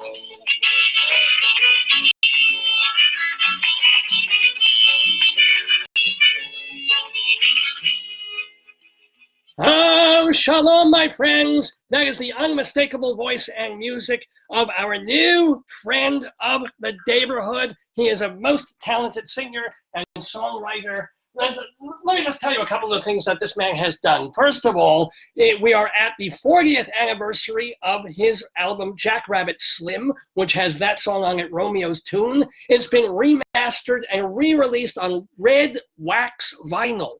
So you have to have a red wax phonograph to play it. He is a Grammy nominee. He's in the Mississippi Music Hall of Fame. And you can see him live this Thursday night, December 5th at the Iridium at 9 o'clock. He also has a memoir out called Big City Cat and a new, very, very good album, by the way, from 2018 called The Magic Tree. We don't, unfortunately, have a lot of time to talk with him, so we'll do it very quickly. Ladies and gentlemen, big shalom to Steve Forbert. Shalom, Steve. Hi, Dave. How are you today? Well, actually, it's not Dave. It's Rabbi Saul Solomon talking here in the Daverhood. Oh, I'm sorry, Rabbi. It's all right. It's okay. So, oh my God, I've got so many. First of all, how are you? I have to ask, how are you? I'm pretty good. Good. What? So, are you in the middle of touring, or where are we finding you at the moment? Well, we're getting ready for this week. There's going to be a show Thursday night at the Iridium in New York City. Right. Which is going to be a Jackrabbit Slim anniversary show. And I think you just mentioned it. Yeah. And then we've added a rehearsal date up near up in Piermont near the Tappan Zee Bridge for people from that area. It's going to be a full band show to run through some stuff with our new keyboard player, so that we'll be ready for Thursday night also. Now, I will interrupt you because we have only 15 minutes with you, so I'm going to get some good questions in, or maybe lousy questions with good answers. But you mentioned the keyboard player, piano. One of the people that you played with on the original Romeo's Tune was this piano player named Bobby Ogden, who apparently, according to Wikipedia, played with Elvis Presley. Did he share any Elvis stories with you? You have to understand that Bobby was a little like Tony Brown, the record producer from Nashville. These were guys that were near the end of the touring years after Glenn Hardin had left. And I think Bobby was playing electric piano while someone else was playing real piano or something like that. So Bobby didn't have a lot of tales. Obviously, Bobby was a terrific piano player, but he was one of these people after Glenn D. Hardin left. That's what I can tell you. Okay. Now, let me ask you another question. Let's talk about then another legend that you met personally. Apparently, you got to hang for a little bit with Howlin' Wolf. Yeah, that's in the book, Rabbi. When I was a kid, I went with my friend Clay Barnes over to make an attempt at hitting the big time in Atlanta, Georgia. I think I was 19 and maybe 20. It was 1973 if you go back that far. And we went over to try to see if we could start playing original music and make a start in Atlanta, Georgia. So that didn't really work out. To tell you the truth, it was too early for us, and we were kids and we got homesick. But and things would have to be like that later when I went to New York City on my own to get started. But Howlin' Wolf was playing a club called Poor Richard's 2 nights, and we were big fans. And yeah, we went to see them, and I weaseled my way into the dressing room because I didn't have any, I didn't have any shame about it. I wanted to meet Howlin' Wolf. Well, yeah. So I went into the dressing room, and the Wolf was nice to me, and I stayed in there between the first show and the second show. So I didn't have any business being in there, but he was nice to me, and I treasure the memory. Oh my God. Okay, nice. I love anecdotes. I love stories, especially not even secondhand, but firsthand stories of people. So do you have any anecdotes or nice memories of hanging also with Tim Hardin? Well, it's funny. I look back, and it was a thing that happened really early when I got to Greenwich Village in the summer of '76. And I was making the rounds and trying to get a sense of things, and I was going by what was called the other end, and it's best known as the bitter end. For a while, when Paul Colby was running it, it was called the other end. And there was also a place next door called the Other End Cafe, which was a bar and maybe a cafe. But of course it was the Other End Cafe. Okay. So Tim Hardin was playing the bitter end, and in the afternoon he was sitting in there with his then girlfriend Mary. And it's in the book. It was a nice start for my New York City, efforts to go in there and speak with Tim and sit down with Tim Hardin for a little while. So he wasn't, but he wasn't already hooked or strung out or anything. He was like a normal singer-songwriter guy, just like you. I believe it would be true to say that they were both hooked on heroin at that time. I'm sorry to say, but I believe that's right. And he didn't live a lot longer. Well, yeah. No, so but at least it was nice and to know, at least in that situation. Okay. What I wasn't expecting when we were talking or going to be talking to Steve Forbert, I know you're born in Mississippi, but I didn't expect to hear a drawl. I hear it in your voice. That's so interesting. You are Southern on some level. On some level, sure. I grew up down there. We spent 21 formative years. Your formative years are your formative years. So yeah, I was down there for 21 years. But I really wanted to do this thing I've been doing ever since, and that took me to New York City to try to get in the thick of it. Well, I am a little curious, and again, we can certainly recommend the book, which is called Big City Cat, My Life in Folk Rock, which came out last year from Steve Forbert. So maybe you talk about this in the book as well, but you're old enough, do you have memories of growing up in Mississippi when it was segregated? Oh yeah, and there is some of that in the book. Sure, and one night some lunatic went out and tried to blow up the synagogue, and the police were alerted, and there was a big shootout all over the town with this lunatic who I believe had a machine gun, and he had a standoff with the police, and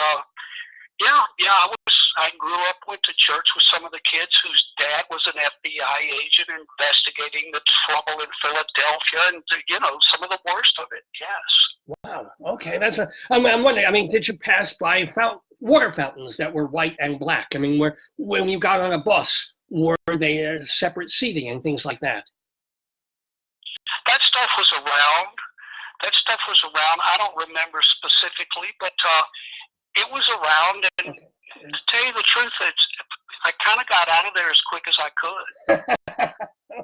Now, let me ask you, just in the songs that you've written, because we don't have a lot of time, everybody knows Romeo's tune. We love Going Down to Laurel. And I will say, I think your most recent album, The Magic Tree, is terrific. But what are two or three of the deep cuts, the cuts that you wish not just your fan base knew, but that were on the radio that everybody knew as well as Romeo's tune? What are songs that you wish people would seek out of yours? Well, right now we've been focusing on performing Jackrabbit Slim, and this song "Wait" is really nice. Okay. "Wait" is on side one, and it was a description of my first winter in New York City. Cool. And that would be a nice one. It's a really fresh perspective on someone who's a transplant transplanted into the winter of New York City, 76, 77. And I'm proud of that song. That's been a good one to return to lately. Cool. And what about what is probably I'm guessing it's a blues, but if you had to pick one or two of your very favorite songs by somebody else, what would they be of all time? By somebody else of all time. Yeah, and your all-time favorite song or two, but one that you didn't write, sung by somebody else. That's so broad. I would rather mention songs from the last few years. I thought Slow Burn by Casey Musgrave was a really good single last year. I liked Don't You Want to Stay Here Just a Little While, I think, by Kelly Clarkson and Jason Aldean a couple of years ago. I liked Pumped Up Kicks by Foster the People. I'm just thinking of records the last few years that I thought have cut through the static and been really good. I liked Baby Are You Down by Jay Sean with a guest appearance from Lil Wayne. These are some things that come to mind. I couldn't mention, God, favorite songs from all time is just staggering. I'm sorry, Rabbi. No, that's, I forgive you. I give you a blessing and I forgive you. So what is the first song you learned to play on the guitar when you were a little Forbert? Honestly, it was, I suppose it was 500 Miles, which was best known at that time maybe by Peter, Paul, and Mary, but a group called, I think, was it the Highwaymen or the Journeymen? They had a beautiful release of it. Was a hit in the late 50s, I think. A great folk record version of 500 Miles. That's when everybody learns early on. Now, let me ask you, especially considering your last album, The Magic Tree, the song talks about having a place to collect yourself and tell your troubles to. Do you find songwriting cathartic like that for yourself? Or is it more like, oh, I'm up, I've got a guitar, I'm going to write a song today. And you don't really have that feeling when you finish one of like, oh my God, I just got something very important off my chest. Whoa, I feel better. Well, it would certainly be the latter. Otherwise, you're probably in the wrong, for lack of a better word, occupation. You know, I mean, it would be something you take great pride in, and it means a lot to you. That song, I've been singing it the last year since the record came out quite a bit, and it really does mean a lot to me. When all my cares have doubled, I can take my troubles to the magic tree. And yeah, I think you mentioned the word solace. I'm not sure, but it's kind of a magic place and a magic image like that. Yeah. But sure, that's the thing is that I want to say it's more of a, what would you say, left brain kind of thing. These songs come from somewhere, and you just try to go with what your instincts are and your intuitions are as to what would make a good song. And so hopefully you have those sort of criteria just kind of built into your psyche. Well, nicely put. Now let me ask, people are going to go see you on this Thursday, December 5th at the Iridium in New York. It's at 1650 Broadway, by the way. So it will probably be the best concert you've ever did. But up until this time, was there one particular concert that stands out as your favorite, most proud, most wonderful performance? I've done so many, but I do think that we went live on the radio way back in '79 from down on 14th Street. That was fun. It was Vince Gelson was there, and Ed Shockey was there from Philadelphia, and I think someone was there from Boston. And that was it went out live over the air that night. So that will always be a good memory. We've been on the road quite a bit, and we were ready for the show, and everything just kind of clicked that night. It was a fun time for everybody. Cool. Well, do you have another minute or two, or do you have to, because it is 11:15 here. So can we have you for another couple of minutes, or you got to run? Sure. Well, sure. What do you have in mind? Just more questions, really. I mean, unless you have a guitar and you want to sing something for us. Yeah. I'm sorry I didn't have any Elvis stories for you. I'm sorry. Well, we have other stories to tell. For example, surviving, thank God, God willing. Are you still cancer-free? Yeah, that's all going fine. I go in for, tests and checkups periodically, but that's fine. Okay. And as you can see, I'm as active as I can possibly be right now. I'm going to go. I don't want to be too hard on Mississippi, but I couldn't really get started there professionally. And yes, a lot of that segregation stuff was, it was something that I wanted to get away to the places I was reading about, in magazines like Rolling Stone, and listening to records about people like the Flying Burrito Brothers and the Byrds, and listening to Howlin' Wolf records, and listening to starting to find out about people like Dave Van Ronk and Ramblin' Jack Elliott and Sonny Terry and Brownie McGee. So I was interested in the world, beyond there, getting out into the great wide open.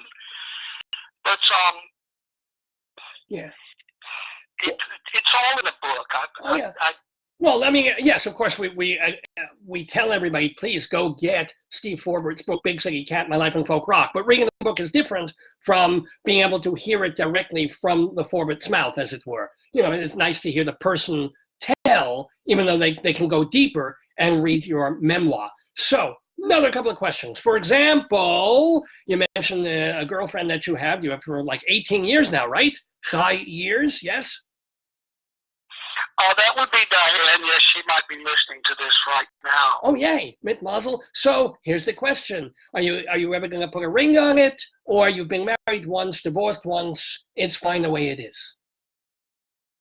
I say it's fine the way it is, and I want to go back to say that I'm going down to Mississippi in February because I'm getting a governor's award, which is really nice.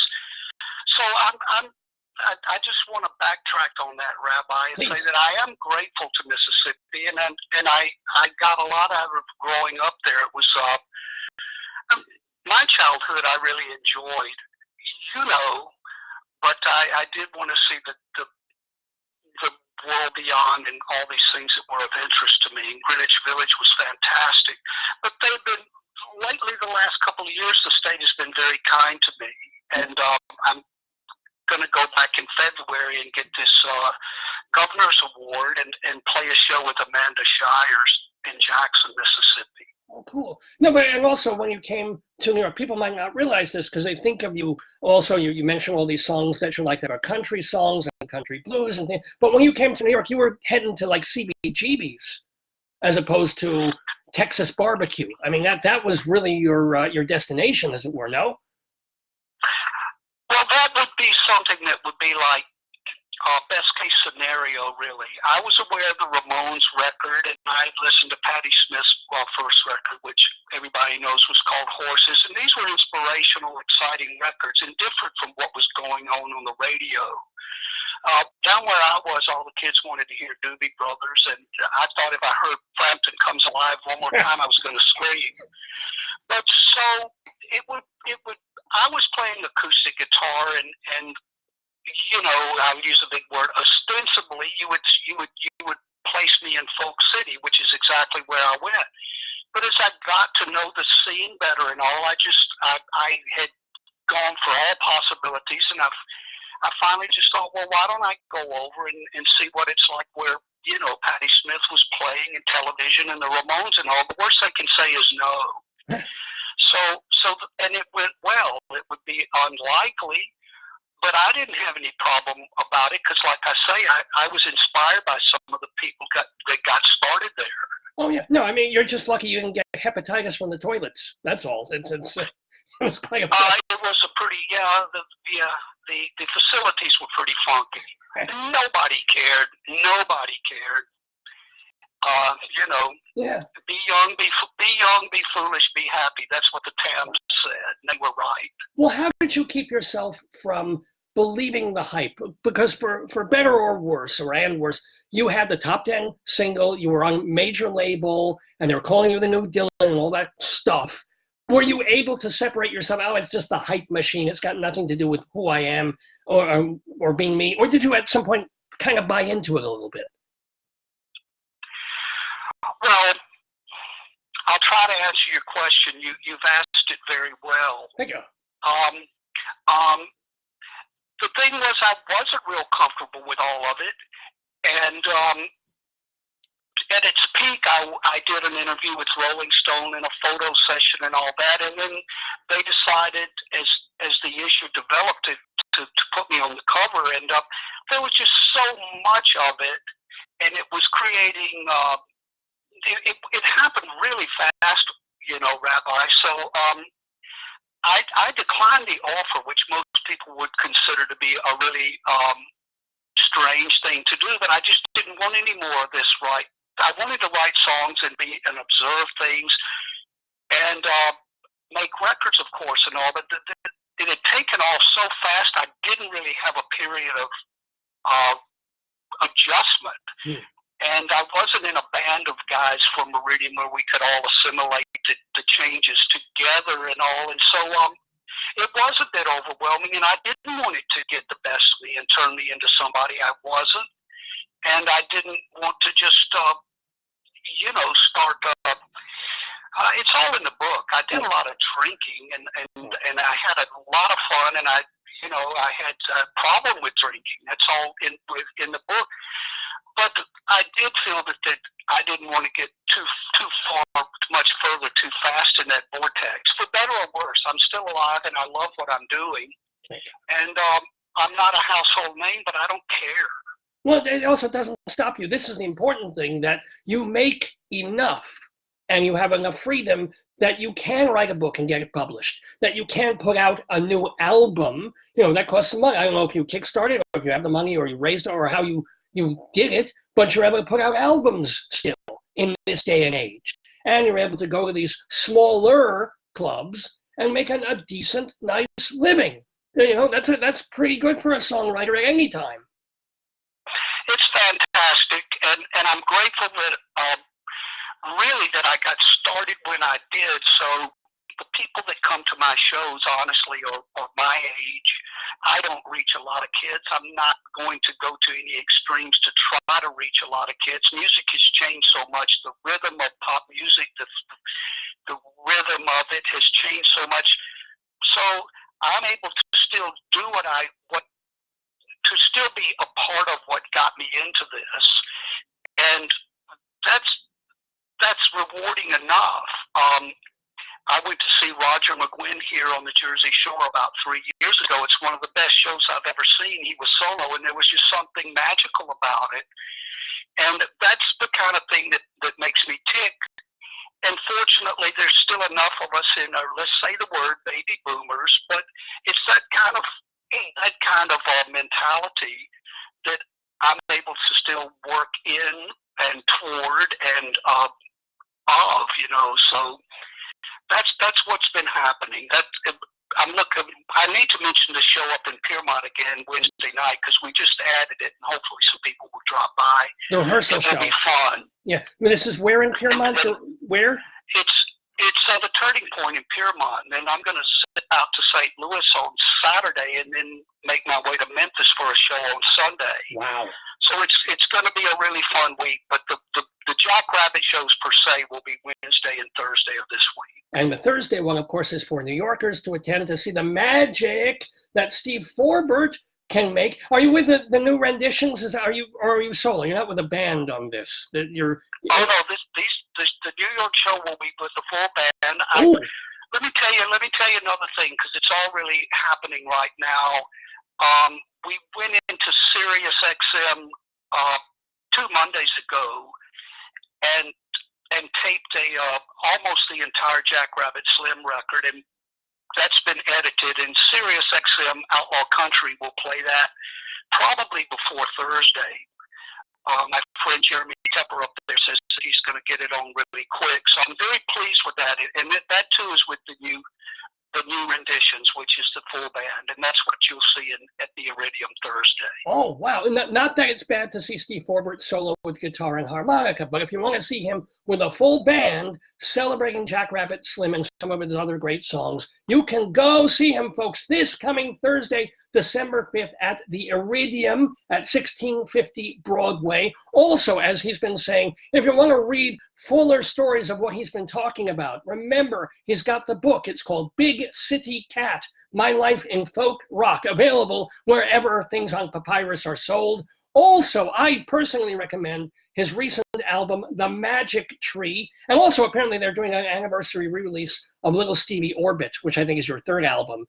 All of this you can find out about at steveforbert.com, F-O-R-B-E-R-T, steveforbert.com. Before I let you go, and you're very kind to take this little extra time with us, do you have a new album's worth of songs cooking yet? Where are you in terms of even newer music? I'm glad you asked this question, and then I'm going to sign off. And Sure. Thank you for everything.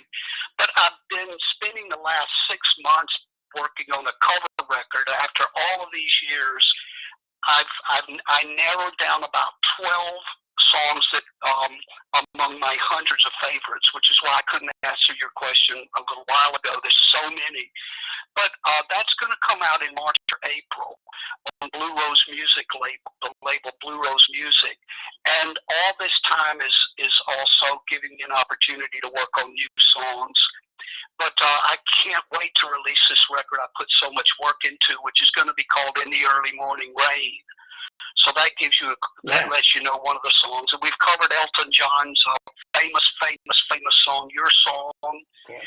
And it covers everything from Richard Thompson, Withered and Died, to Supersonic Rocket Ship by the Kings. And it's sort of like if I had to narrow it down and put one record out of from all of my love of music, this is going to be it. So I'm glad you brought that up in your own way. So thank you. My way, right? What is the time frame on that? When can people expect it or hope for it? I think reasonably April, and then I'll do a lot of touring behind it, of course, and maybe some younger people will pick up on it and hear these great songs by people that, from Gordon Lightfoot to Ray Davies to the late Leonard Cohen. So I look forward to seeing how that is received. But it's going to be a very good record. It better be. We've been working on it for 6 months. Well, I'm sure it will be terrific. Remember, you can follow Steve Forbert at steveforbert.com. You can see him this Thursday at the Iridium. Steve, it has been an absolute pleasure, and I thank you so much for the time that you've spent with us. I wish you much more music and much more success and good things in your life. And shalom to you. Thank you, Rabbi. Shalom. Bye-bye. Thank you. Steve Forbert, ladies and gentlemen, here in the Daverhood. Let's hear a little of, we kept talking about that song that I like so much, The Magic Tree. Here he is climbing from branch to branch.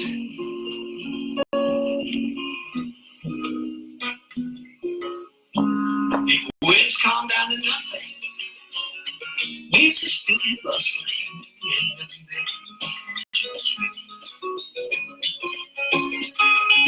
When nothing else is to do, something's always new in the magic tree.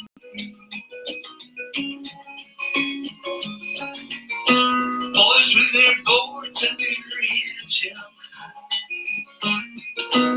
put up their house near the big blue sky.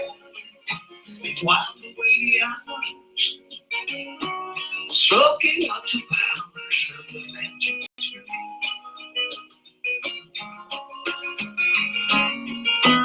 Who grew up tall with his roots down deep? Who will guard them all in their secrets?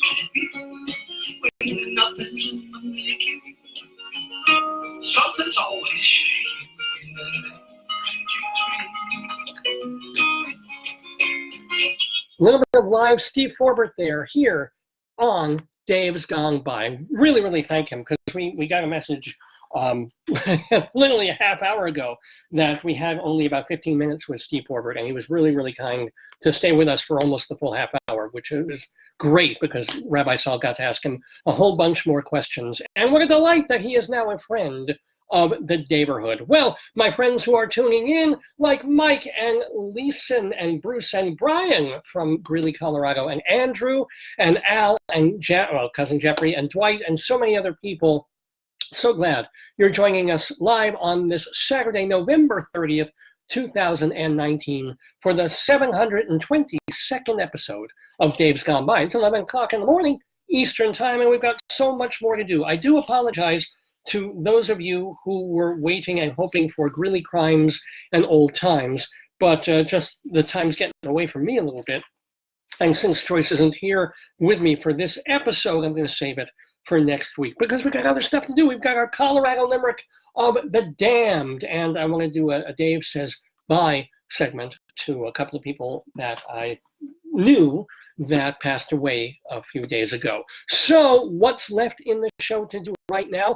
Well, I'm so glad Jeff just signed on. I know Cynthia's here too, because oh boy, get your thinking brainiac caps on. It's time for our trivia game that we've been doing for the past few months now. And I have a great time with it. I think the listeners or the viewers do as well. And here's the deal. It has to do with today. So today is November 30th. There's been a bunch of November 30ths, of course, in years past. Your job is to figure out, what happened on November 30th 100 years ago, 500 years ago. I'll give clues, and your job is to figure out the answer. No fair wikiing, no fair Googling, because we both know there's an answer.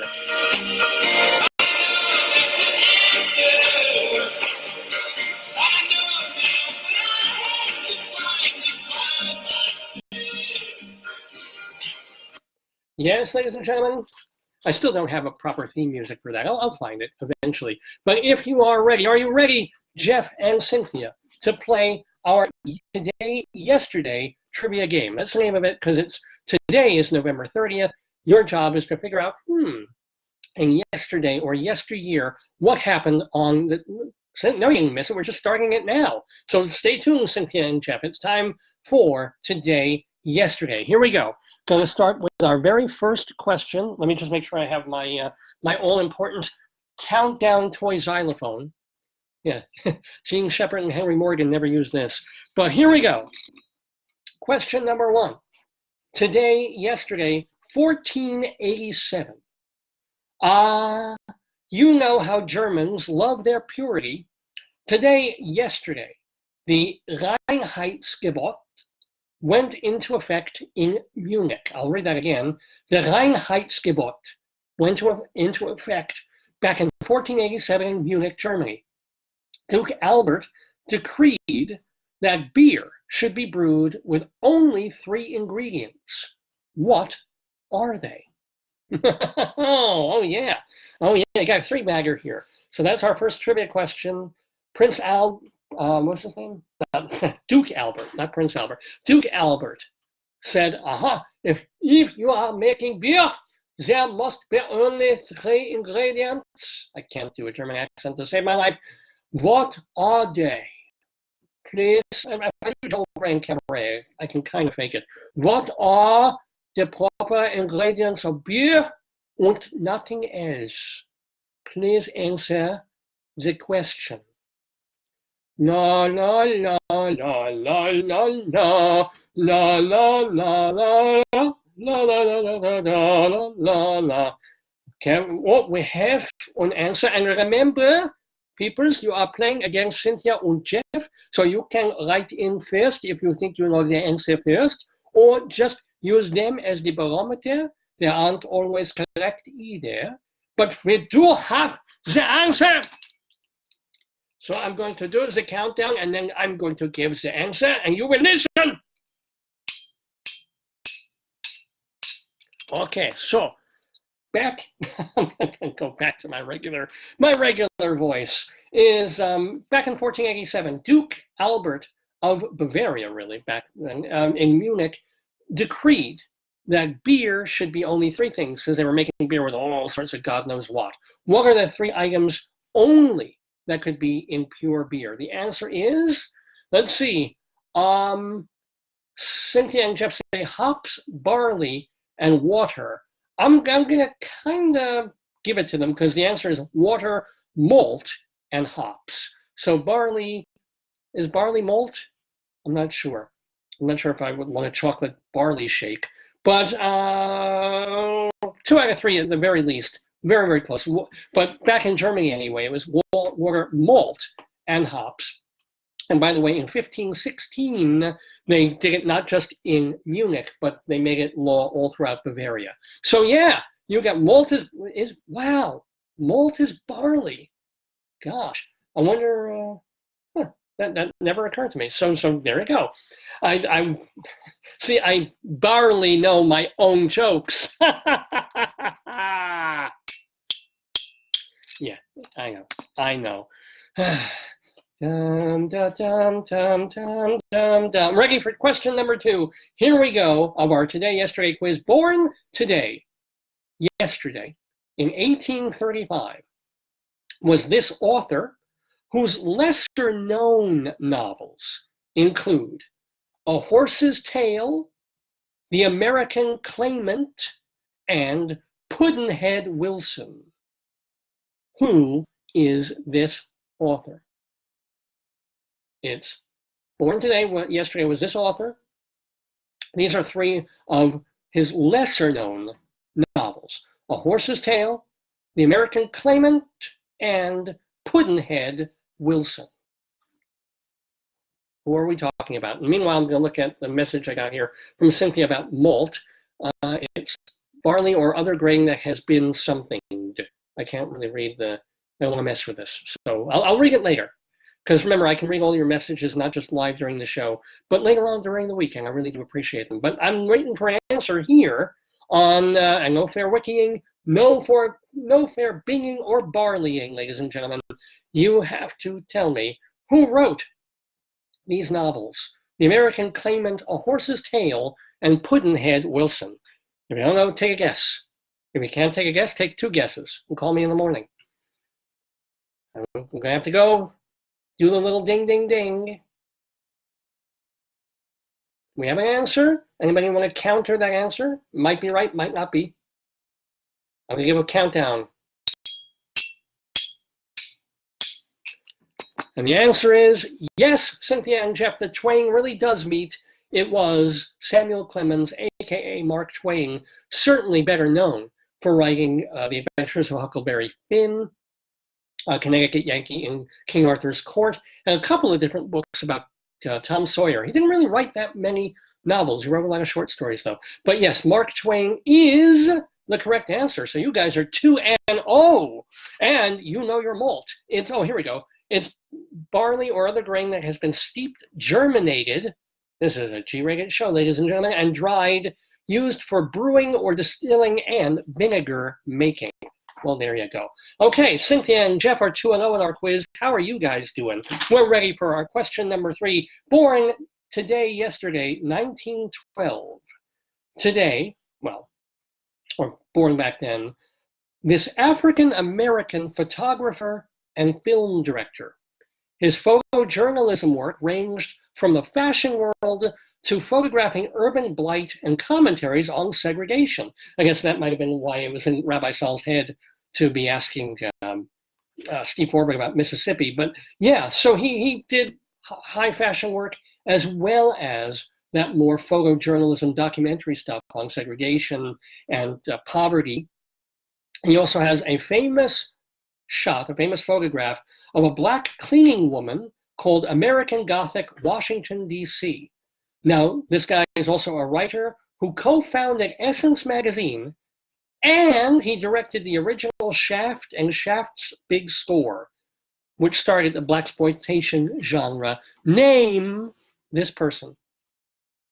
That was kind of a long question, wasn't it? Gave you a lot of clues in there. I'll read parts of it again.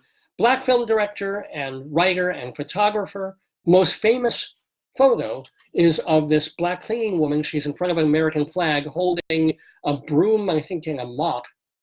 and something that looks like the American Gothic painting, but is actually a little more, shall we say, photojournalistic than that.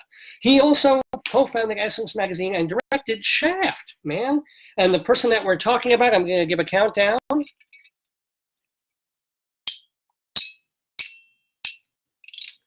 Wow, you guys got this one. Cynthia and Jeff, and they explain why.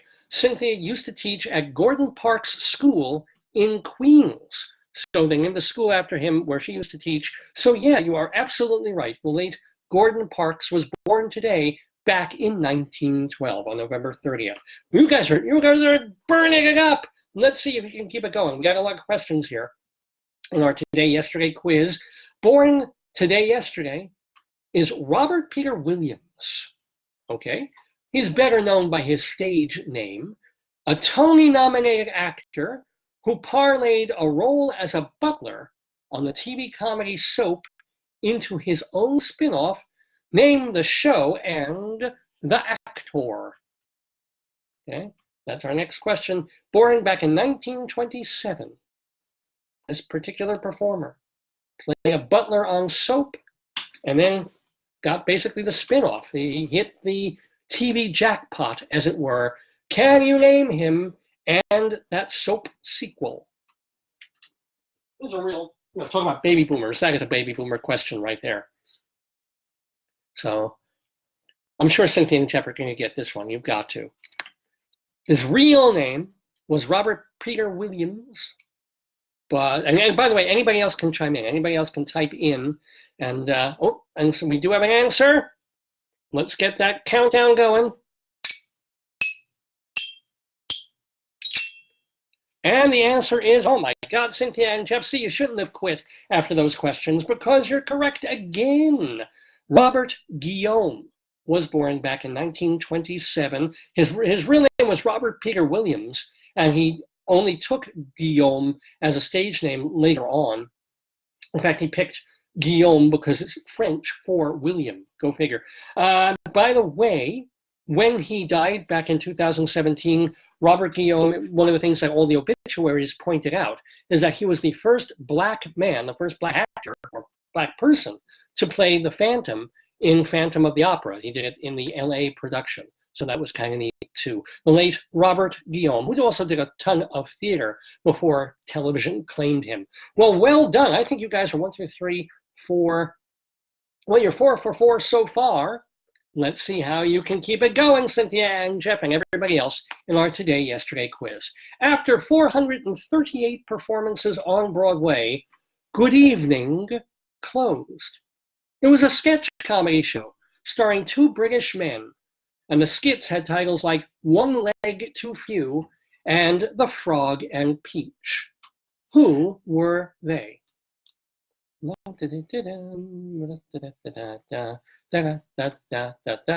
So, I know it's a Broadway question. I've got to ask those theater-related questions, you know me. But yeah, Broadway question for you guys. So, on Broadway, a show called Good Evening closed on November 30th, 1974.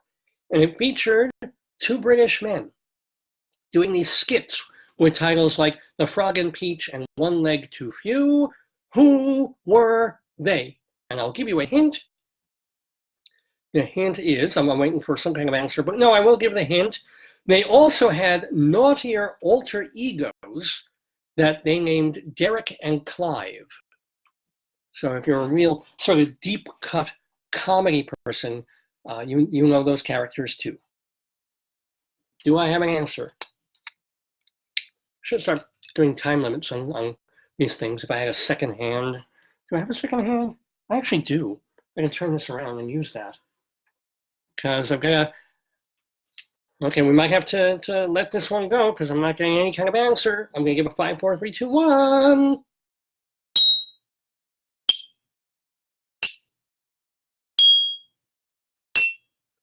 Oh, well, nope. Oh, we skunked Cynthia and Jeff on this one. So, okay, back in 1974, after running about a year, the Broadway show Good Evening closed. Now, it was a sketch comedy show for these 2 British guys, British commie people. And their sketches were One Leg Too Few and The Frog and Peach. They also, these two people late night would do these comedy characters who were absolutely disgusting and ribald and filthy, called Derek and Clive. And I am, of course, talking about Peter Cook and Dudley Moore. Pete and Dud, as they were called. So yeah, they came out of Beyond the Fringe, went on as that two-person comedy team, and then basically things fell apart when Dudley Moore became rather incongruously a Hollywood leading man. And Peter Cook always felt, because he was always the funnier, more brilliant one, he kind of felt left behind and jealous, and also fell into his cups with drinking. So they kind of a rapprochement. But yeah, it was Peter Cook and Dudley Moore who were in Good Evening on Broadway. Okay, all right, so you're allowed to get one wrong, Cynthia and Jeff. You're allowed to be imperfect. Let's see if you can pick it back up again with our next quiz question. Today, yesterday, 1982, CBS Epic Records released the best-selling album of all time. It was produced by Quincy Jones. It won a record 8 Grammys, including Record of the Year. Kindly name the artist and the album. Released in 1982 on November 30th. Just in time for holiday gift giving time. Record produced by Quincy Jones. What was it? Give you a couple of seconds to think it over a little bit more. And let me see. Gonna roll the clock forward a little bit. If you're thinking the obvious answer, it probably is the correct answer. We have an answer. We have an answer. And the answer is dum, dum, dum, dum, dum. I should definitely not. Nobody wants to see me moonwalk or even moon anybody. But the answer is correct. It was Thriller from Michael Jackson that came out in 1982 on this date. All right, nicely done. Climbing back into it, Cynthia and Jeff. Let's see if you get this next one. Today, yesterday, 1993, President Bill Clinton, you remember him, signed a bill into law that required background checks for weapons. It was named after Ronald Reagan's press secretary who was shot in the head. Name that person. Funny, this is apropos of nothing. I was just talking about the Kennedy assassination and Gene Shepard talking about that. So here we go. Here's this, another president, another tragedy. Not as horrible as the Kennedy one, but bad. Another lone crazy gunman. So here's the deal. 1993, Clinton signed into law a requirement that gun owners go through background checks for their weapons. They named the law after President Reagan's press secretary, the guy who got shot in the head and lived. And the answer is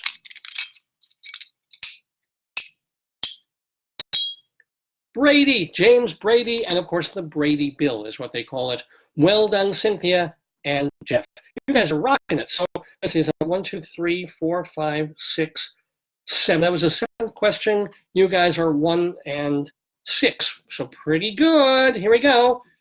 Keeping it going. You already are going to have a winning percentage. You're already going to be over 500. So here we go. In 1993, same year, same day, November 30th, Ben Kingsley, Liam Neeson, and Ralph Fiennes star in this Oscar-winning Steven Spielberg movie set in a German factory. Name the movie. Kind of still a boomer question or post-boomery question. The stars of this film included Ben Kingsley, Liam Neeson, and Ralph Fiennes. Movie directed by Steven Spielberg, set in a German factory. Can't really leave the Germans aside, can we?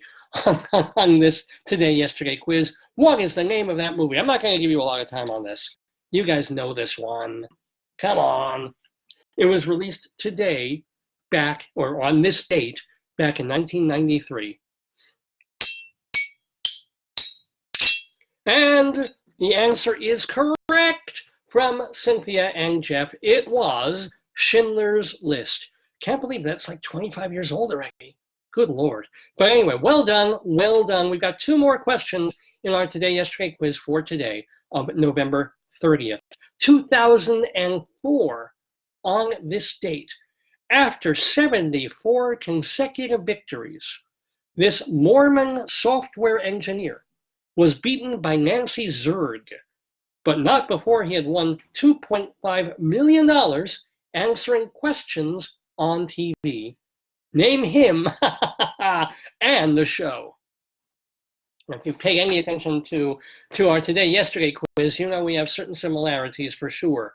So again, this Mormon software engineer was on this TV show answering questions and won $2.5 million over the course of 74 consecutive victories. Who is he? What is the show? I now have to think of a very very different thinking music. Oh boy, let's see. Dum dum dum dum dum dum dum dum dum dum dum dum dum dum. Little Steve Forbert for you. Dum dum dum dum dum dum dum dum dum dum dum. And the answer is very nicely done, Cynthia and Jeff. The name is well, okay. You got the show right. It's Jeopardy. But Jeopardy would not accept your answer if you had written it in or named it because you didn't get it quite right. It's not Jenkins. Yo, there you go. You got it. It's Ken Jennings. In fact, we even did a comedy parody song about Ken Jennings on this show called Jeopardy Ken that I'm very proud to say Dr. Demento played on his show many years ago. So yes, Ken Jennings, we'll give it to you. You guys are great. We got 1 more question, and I believe you folks are already 8-1. So can you make it almost perfect? Can you go 9-1 for our Today Yesterday quiz on this Saturday, November 30th? Here we go. Today Yesterday 2017. The founder of Def Jam Records steps down after being accused of sexual misconduct. Founder of Def Jam Records steps down. So if you don't know this one off the top of your head, I'm going to give you a hint. I'm going to give you a clue. It's actually, have your pens and pencils handy. It's a word jumble scramble. I'm going to give you his last name, and or the letters in it. We'll spell out his last name. So if you don't know it, the letters are M-I-O-M-S-N-S.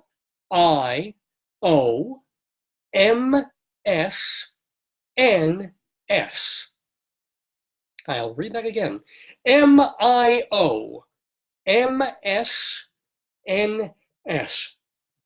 So if you scramble those around, you will have the answer to who was the founder of Def Jam Records, but back 2 years ago on this day, he had to step down. It was already the beginning of the woke era, and he was accused of sexual misconduct. Who are we talking about?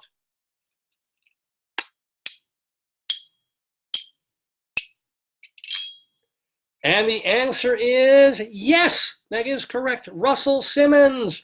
Russell Simmons, indeed, Cynthia and Jeff and everybody else. So how did you guys do? I know Cynthia and Jeff did 9-1. Not their best ever, because one time they were actually perfect, but pretty amazing. We had a lot of questions today. So well done, guys. And I hope all of you enjoyed our Today Yesterday quiz as well and did pretty well on it too here on Dave's Gone By with me, Dave Lefkowitz, reminding you that we could still do this program, but it's helpful for us to have sponsors. And that sponsor, at least one of them, is Hewlett Minuteman Press, the copy kings of Broadway in Hewlett, Long Island. So they have been with us since our very first show. I was using them for copying and printing and other things even before I started Dave's Gone By, and then they came on board as sponsors. The Toron family has owned and operated this franchise of Minuteman Press in Hewlett, Long Island since the mid-1970s. They do fine quality work and all the different things that they do. I mean, they'll do, yes, copying, single-sided, double-sided, color, 2-color, 4-color, laminated, blah, blah, blah, special paper, long paper. Yeah, they'll also do silk screening and putting your name or patch or logo on uniforms, on clothing, also on sporting good items, on coffee mugs, on calendars, on spiral binders and flyers, I should say, and balloons. You have something, or you want to get the name and identity and brand of your company out there, contact Hewlett Minuteman Press. They will help you do it. They're also really well known for wedding invitations, bar mitzvah invitations, quinceañeras, as well as for holiday cards. You know, if you still send out those old-fashioned Christmas and Hanukkah cards, which people like getting. It's nice. You know, my aunt is really nice. She sends us a one of those email digital holiday cards. You open it up, there's a little video and music playing and sparkles and dragles coming out. It's nice. But there's also something nice about getting an old-fashioned in the mail. Somebody spent 50-something cents to send it to you. You open it up, you look at it, it's signed. There may be a little message in there that they spent 4 seconds thinking about. It's kind of cool. Well, if you want to do it really nice and the right way, Hewlett Minuteman Press can help you do that too. And if you tell them Dave sent you, you get 10% off any job, big or small. So give them a call, 516-569-5577. Area code 516-569-5577. They're open today until, I think they're back open after Thanksgiving holiday. I believe they're open until noon today. They're certainly open Monday through Friday, 8:30 to 5:30, and then Saturdays from 9 until noon. Hewlett Minuteman Press, they are the Copy Kings. And welcome, everybody. Welcome, people who are just tuning in, like Jeffrey, and let's see if there's any other folks who were fairly recent. Al and Andrew and Brian and another Jeffrey and Dwight and Mike. Oh, Mike from the Greeley Tribune. Oh, I'm sorry, Mike. We didn't get to do our Greeley Crimes and Old Time segment this week. We're saving that for next week, and we've got just a ton of them. But thank you for tuning in anyway. And thanks to all of you for tuning in. We still have a bit more to do on this episode of the program, including our Colorado Limerick of the Damned. And I want to say a farewell to a couple of theater critics that I knew. Plus, I wanted to talk a little bit more, just a little, of a couple of things in terms of my trip to Austin, Texas, where I spent most of, I almost finished talking about the trip to Austin last week. But I went to getting a couple of other things that just struck me as interesting. You know how I was talking, or Rabbi Saul, I should say, was talking to Steve Forbert about growing up in Mississippi. And when I was in Texas, you don't really think as a tourist coming in that, oh my God, this is the South. In fact, you won't get more south without hitting the Gulf of Mexico or Mexico. So yeah, it's the south of the United States, man.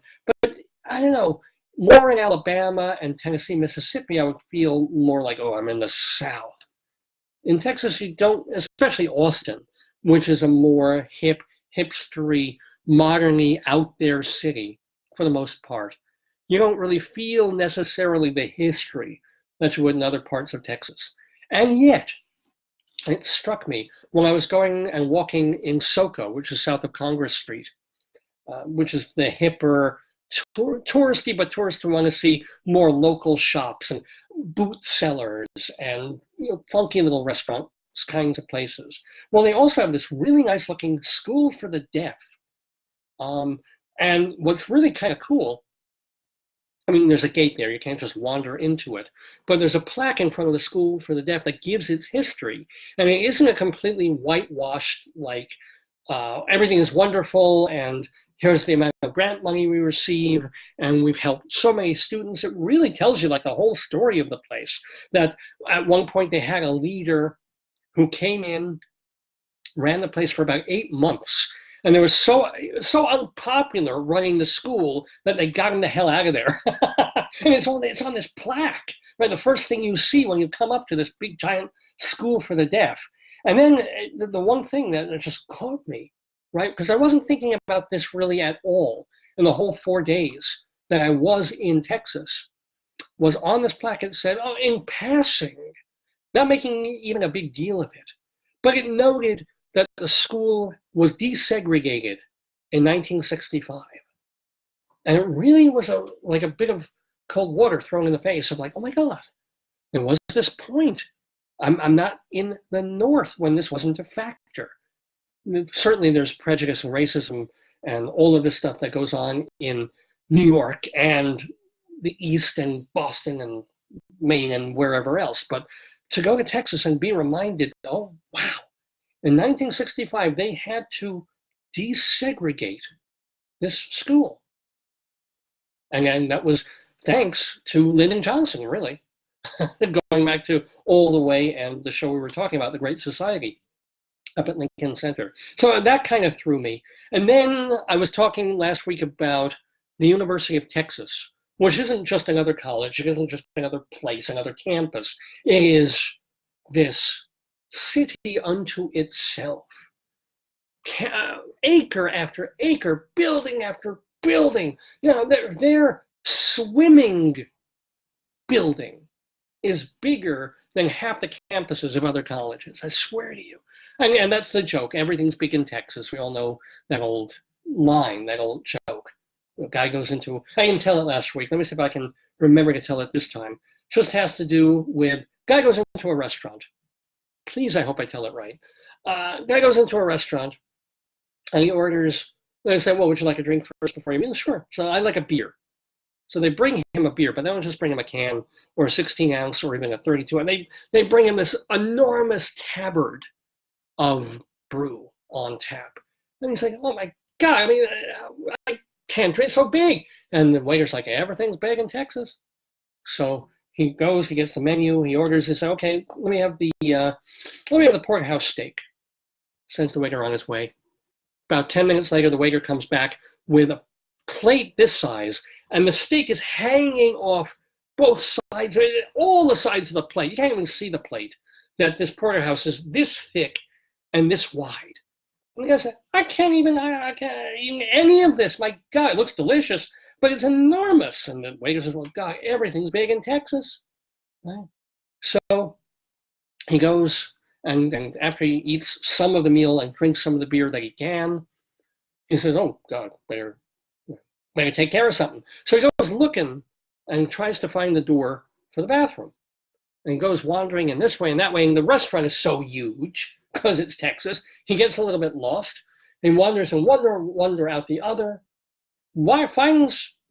Ends up going into a health club, doesn't see any signs around, doesn't look where he's going, falls into the swimming pool. And he starts flailing around. And he says, don't flush, don't flush.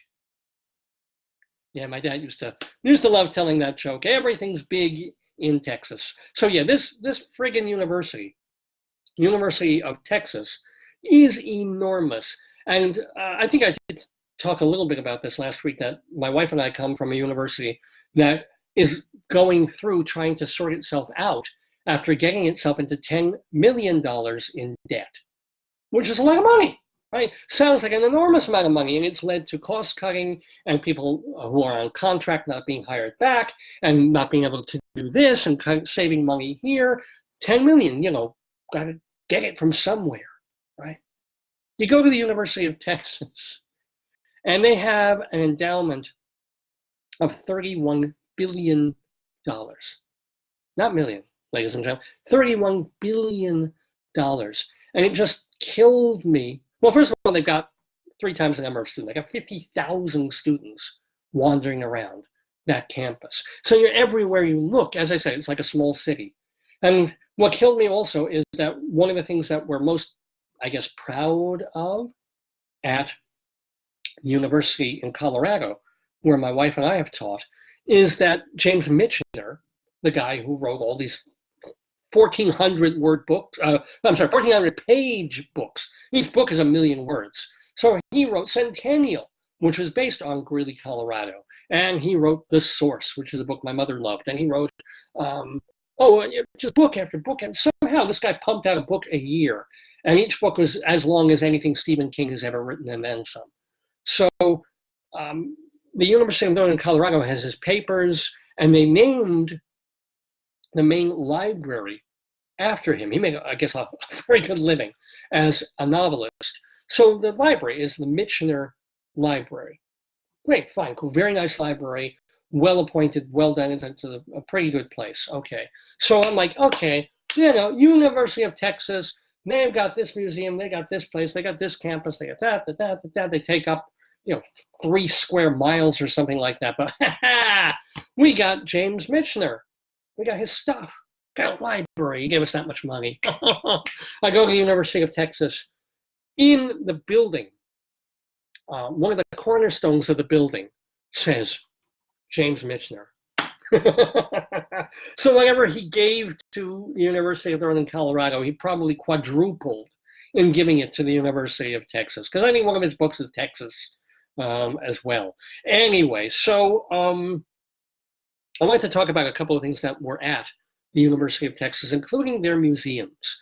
And this was the thing that I most enjoyed when going to Austin. Even, I can't say as much as eating barbecue, but and as much as just wandering around the streets, the various streets of Austin, Texas. But going to the museums on the campus of U of T, including the Ransom Museum, small little place, but oh my God, a couple of things just sucked me in. Got to see, and it's devoted, initially it was devoted to old books and old authentic letters. That was their main focus of this small museum called the Ransom Museum. Well, what do they have there? First thing you walk in, they actually have 2 volumes of a Gutenberg Bible, right? They make about 40 or 90 copies of these, 40 are extant, and there they have them. And boy, could they make a book back then, right? With this beautiful type and colored ink and everything.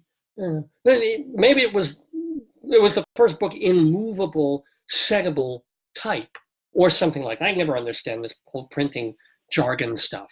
But there it was, man. 2 big, beautiful volumes of the actual Gutenberg Bible right there, sitting there in this Texas museum. And even more important for me, more interesting for me, nearby, they've got the very first photograph.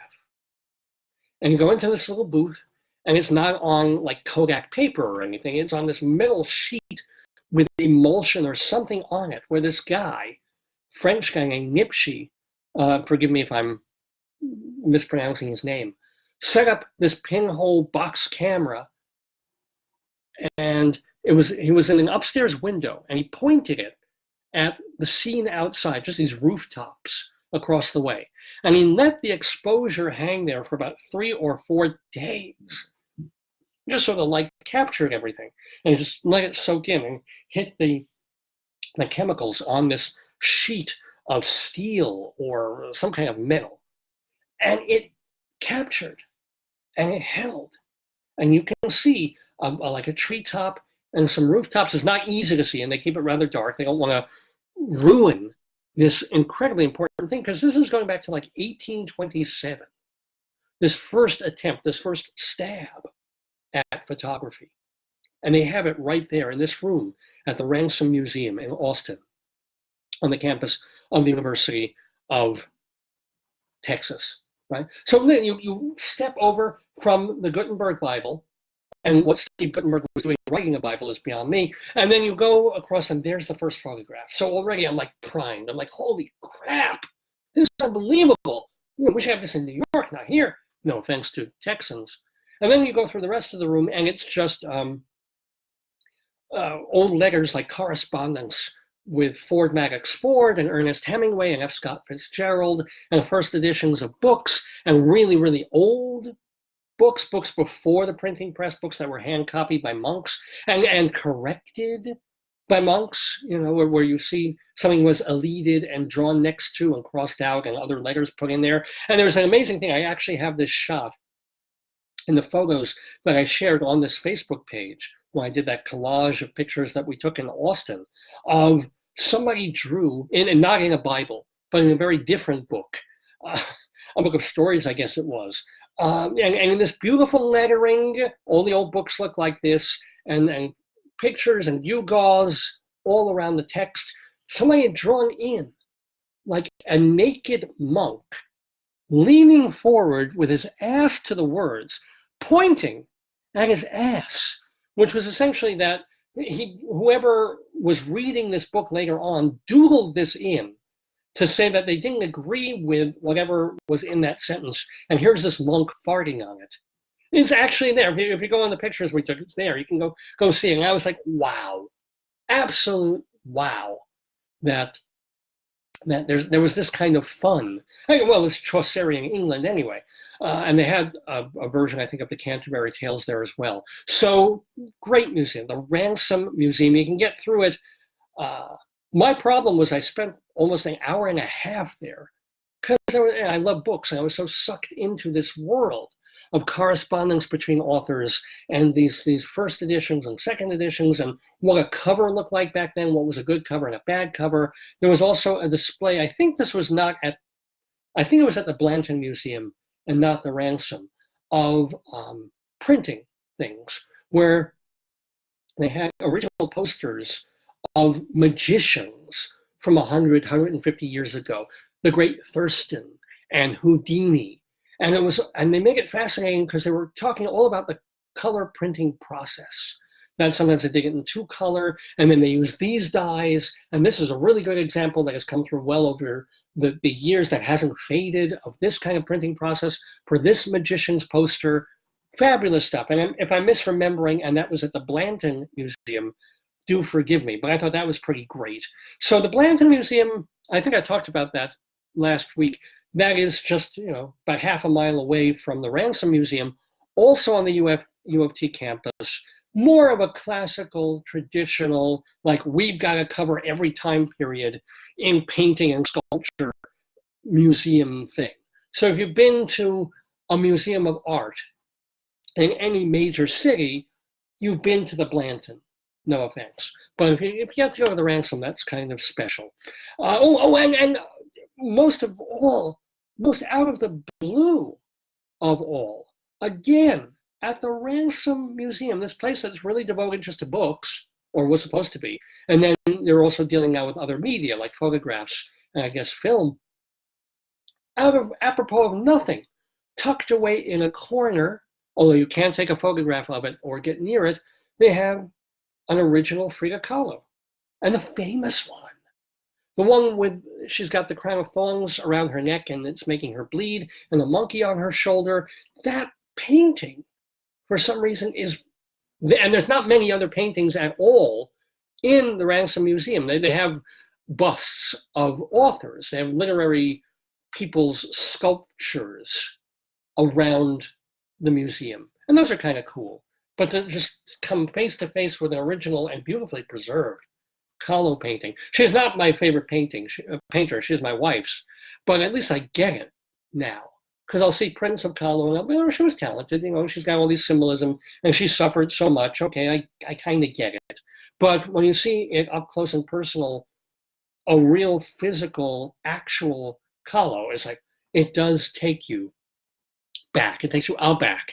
So that's also at the Ransom Museum at the University of Texas. So there. Now I get to conclude talking about my trip to Austin and all the fun that we had. Well, we're having fun here. It's almost 11:45 Eastern time here in the Daverhood. You're watching the Dave's Gone By Facebookio, Podcastio, Programmio of the Stream with me, Dave Lefkowitz. Welcome to Jeffrey and Joe and Blake, all these folks who have just joined us. Thank you so much.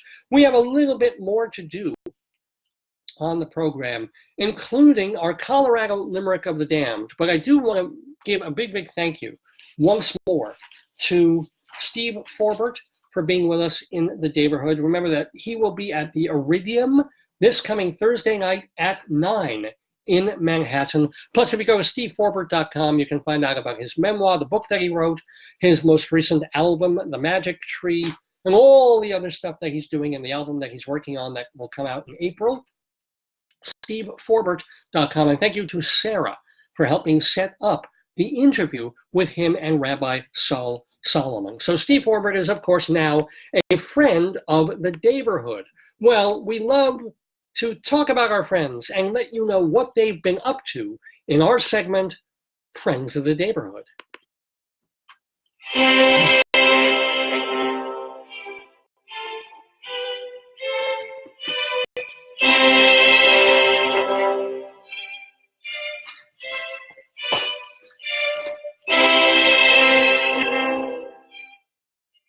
So people who have been on this program in the past, what are they up to? First of all, I'll turn down the, you don't need music under this. Here we go. Congratulations to actress and director Tanya Pinkins. She was in the Daverhood just a few months ago, and she has finished directing and producing, I believe, her movie. It's a horror film called Red Pill.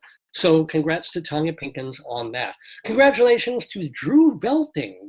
Newsday wrote an article about him and was published back on November 19th. It's, here's the title, Long Island Psychologist Helps Long Island's Homeless Through Song. And really apropos of Thanksgiving, Velting started a tour of homeless shelters where he's been performing for patrons. So congratulations to Drew on that. I think I read that last week, actually. So, but it bears reading again. So congratulations to Drew on that. Want to let you know that tonight you can see Ann Hampton Calloway, our friend, and her sister, Liz Calloway, at Feinstein's 54 Below in Manhattan. You can also go see Electric Hot Tuna.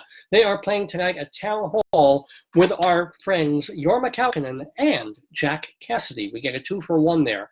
J.O. Sanders, the fine actor, he is in the Richard Nelson play The Michaels, which ends this weekend. So you're going to go to the Public Theater to see The Michaels with our friend J.O. Sanders. This is also your last weekend, if you're in Virginia, to catch Ethan McSweeney directing The Willard Suitcases at his theater.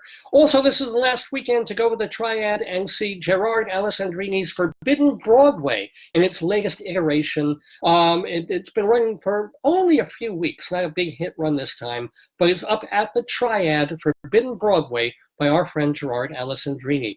We'll let you know that on Monday, Seth Rudetsky's Broadway is going to be at Town Hall, and it will feature Megan Hilty and Jesse Mueller. That is at 8 o'clock. Also on Monday, one of our favorite cabaret people, Steve Ross, is going to be singing the 70s at Birdland, Time in a Bottle. Go see Steve Ross on Monday night. On Tuesday night, Eric Comstock and Barbara Fasano, they were just on the show a few weeks ago. They will be singing songs by our friend Sheldon Harnick and also Charles Strauss. That is at Birdland on Tuesday night. This coming Thursday, the 5th of December, Penny Fuller, our friend, will be with Elizabeth Ashley in a reading of a play called Wharton and Williams. It's at Playwrights Horizons. It's just a reading, but you can see our friend Penny Fuller in that on Thursday night. On Friday, John Gorka is going to be at our old Stomping Ground, Colorado. He'll be at Swallow Hill Music, which is a wonderful venue to see a concert. That is in Denver on Friday night. Now, running from Friday through the week, you can see Alice Ripley in, a revival of Baby. Well, that's a very, very nice musical, by the way. It's being done in a loft space on West 45th Street from Out of the Box Theatrics. Alice Ripley, Tony-winning actress in Baby. Renee Taylor, what a hilarious guest she was last year. Renee Taylor is doing her solo show, My Life on a Diet, at the George Street Playhouse in New Brunswick, New Jersey. That is running through the middle of December. Running through the end of December, Ruben Santiago Hudson is directing August Wilson's marvelous play, Jitney. That is, if you are on the other coast, they're doing it at the Mark Taper Forum in Los Angeles. Now through early January, on Broadway, A Christmas Carol featuring LaChanze. I keep using this word, but it's a terrific production. It really sucks you in. It's dramatic. It's beautifully staged. It isn't all big and extravagant with Fezziwig's Ball and all that. It's just really fine storytelling. Go see it. It's A Christmas Carol on Broadway, and LaChanze is in it at the Lyceum Theater. You have only a little while longer to see Tootsie on Broadway at the Marquis Theater. It features a score by David Yazbek, and Julie Holston, our friend, is in the cast. Little Shop of Horrors. We were talking about Alan Menken and Howard Ashman before. Well, our friend Alan Menken wrote the music for it. It's playing off-Broadway through the middle of January at the West Side Theater. They've already extended. I will bet you it gets extended again. But don't wait for it. Go see Little Shop of Horrors off Broadway. It's very well done. Katsura Sunshine is doing his solo show, Sunshine Rakugo. He was just in the Daverhood last week. That is at New World Stages on West 50th Street now through the middle of April. He does it 2 times a week, so you don't have that many chances to catch Katsura Sunshine in Sunshine Rakugo. Want to let you know that Hagestown on Broadway features Andre DeShields. Hamilton features Daniel Breaker. Come From Away is written by Irene Sankoff and David Hine. That's at the Gerald Schoenfeld Theater. And Danny Burston is in Moulin Rouge. All of them are friends of the Daverhood. Jim Caruso does his cast party every Monday night at Birdland. You can subscribe to drdemento.com for brand new Dr. Demento shows every week, online only at drdemento.com. Evan Seplow, our friend, is the founder and editor of the fine website stagebuddy.com.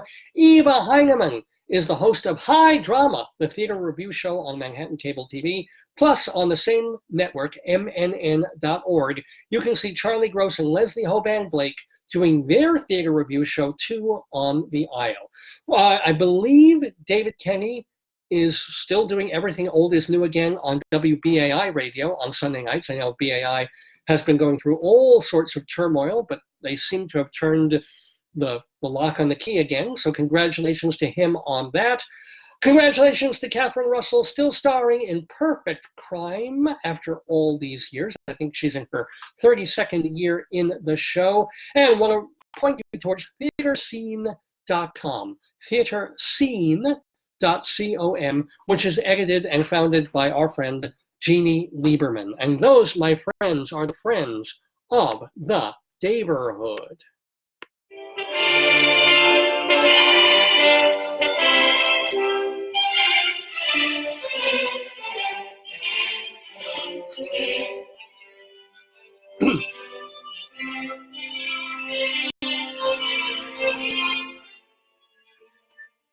Well, we're coming up on 10 to 12-ish here in the Daverhood on the Saturday, November 30th, 2019. Have a bit more to do for you before I have to run out of here. I'm going to the city later to see a couple of shows that I will talk about next week on this program. I want to remind you that if you want to get in touch with me, Dave's Gone By on AOL.com is the way to do it. You can also follow my Twitter feed, Radio Dave 2, Radio Dave the number 2. And remember that all the archives of this program are at davesgoneby.com. If you want podcasts, audio podcasts of our recent shows from the past half year or so, you can find them at castbox.fm. Or if we're also starting to put all our archives very, very slowly but surely at archive.org. You know, I've told you, hold on, we have a caller. I believe we have a caller. Hold on. Let me see if we can get her. Caller, is this a caller? Oh, my goodness. Hello. Yes. Oh, man. All we're hearing is wind. This is, yeah, hello, darling and adorable wife. How are you? Good. How's your show going? Oh, it's been a really, really good show, I believe. Steve Forbert was terrific. We've had a lot of fun with it today, yesterday, Chris. What did they name the Hanukkah baby? Well, we've had different names for the Hanukkah, the Funukkah child. Funukkah, yes. How can I be so Let me find him again. Yeah, so we had someone call him Roy, because Roit is Yiddish for red, because he's got the red hair. Oh, that's brilliant. That's a good one. Oh, but we also had somebody try Pyro Adom. Pyro? Pyro for fire, you know, and I like red that. hair. And Adom means red in Hebrew. So that's another thing. Yeah. Well, he could have a middle name. That's true. Or a last name, right? What's the other name? Well, someone said Chris, which was just very, very off the mark. Maybe one of Chris could be his name, and one of those could be his Hebrew names. You know, it could happen. So we're going to pick.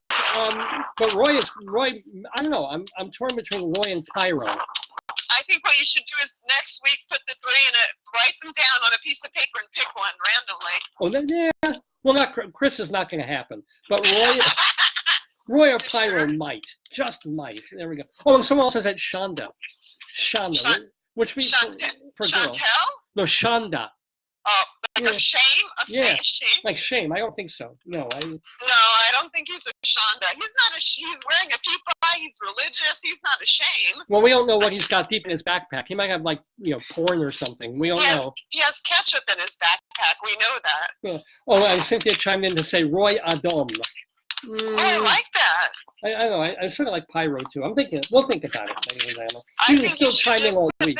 Put them all in paper, on a piece of paper, and then pick it, and make one his first name, and one his second name, and one his last name. That could work. Could you do all three? Yeah. Well, so he's not going to be a Lefkowitz? Is that the deal? We're not going to adopt him? No, he's not one of ours.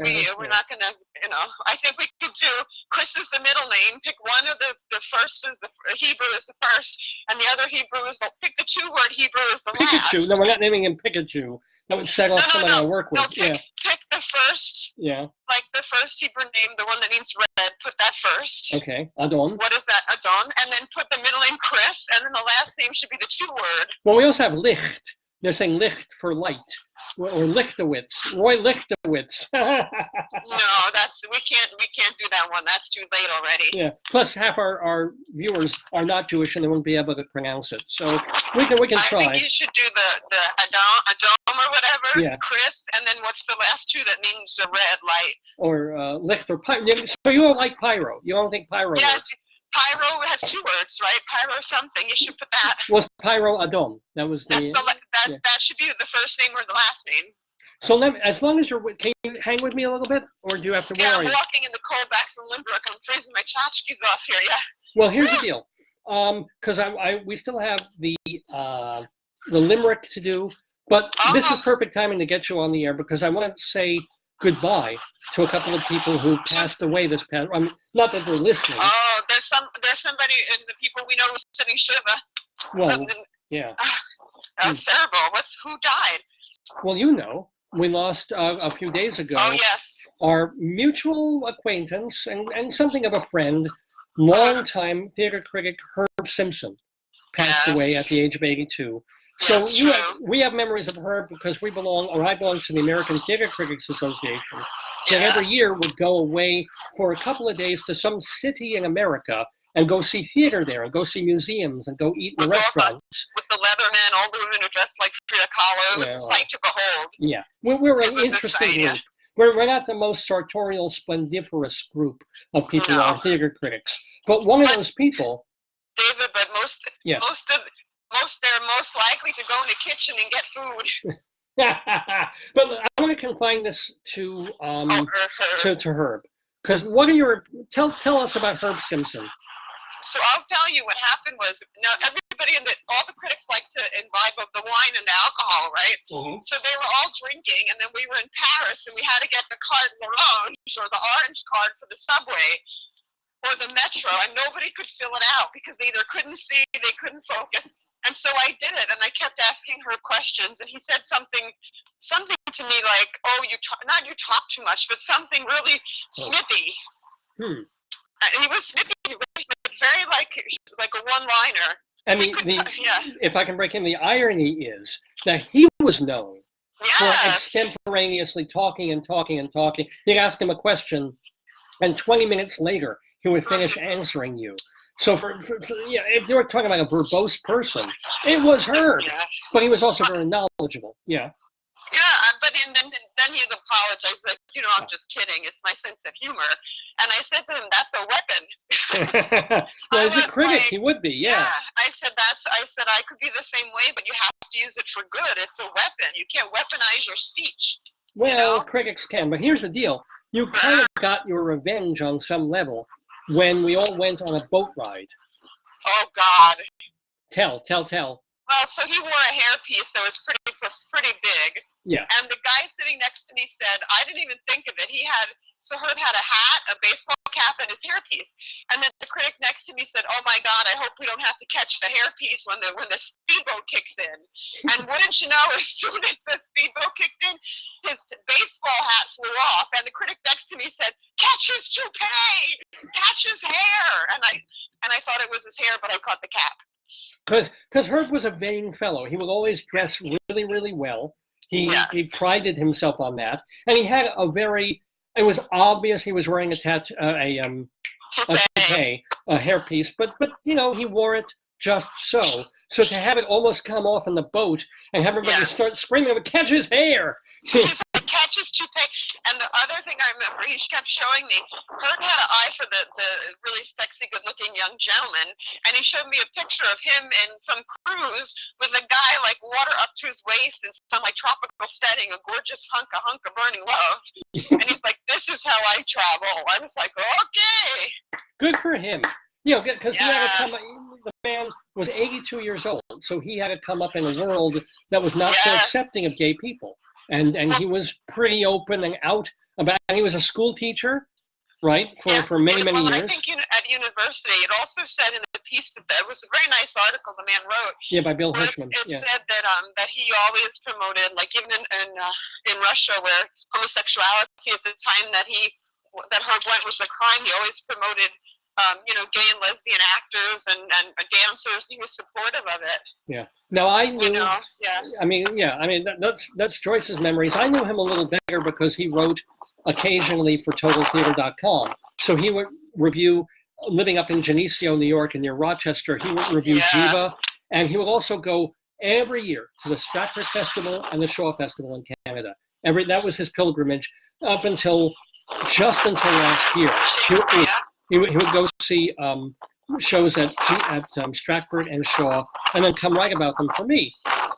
And you know, he was an odd fellow, but if you got to know him, he was pretty great.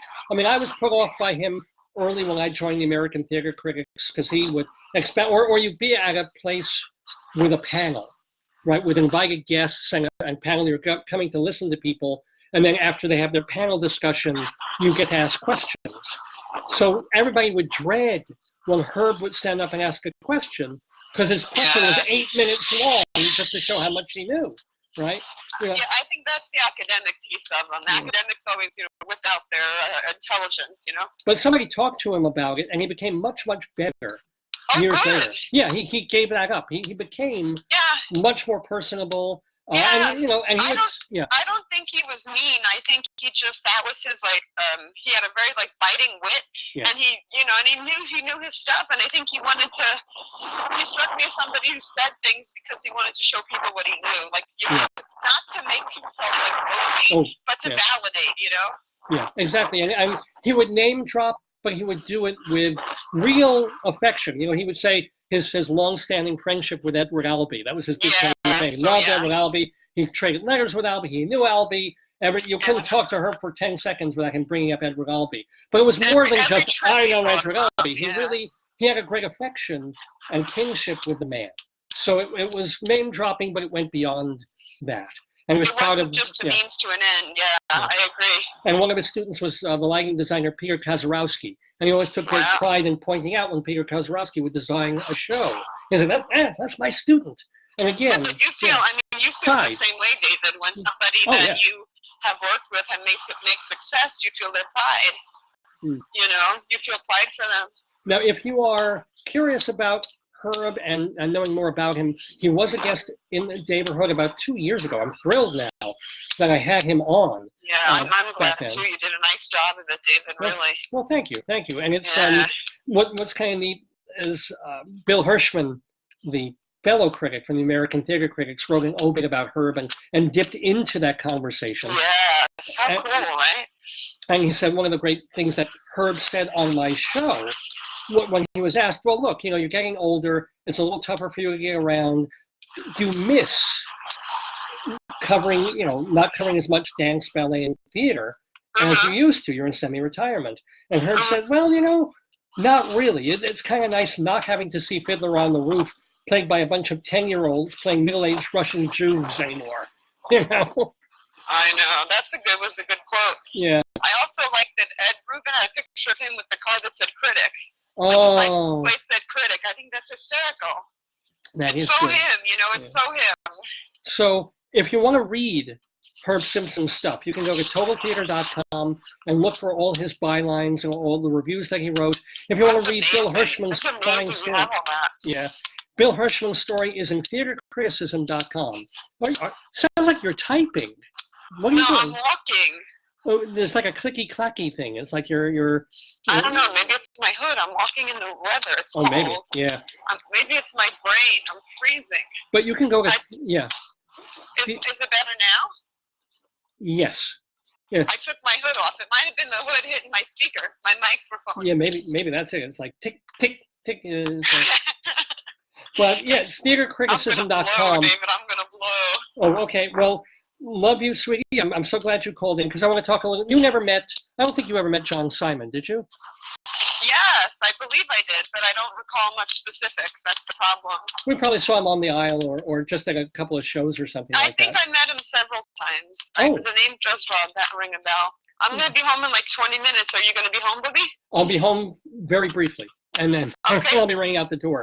But yeah, I will see you later. Maybe we can get you on the last 2 minutes of the show. Physically, yeah, I don't know if I'll make it. I'm all the way near. I'm not even to King Kong yet. So. Oh, don't rush. But I'll see you in a little bit. Okay. Okay, love you. Thank you for calling in. Bye. I love you, babe. Okay.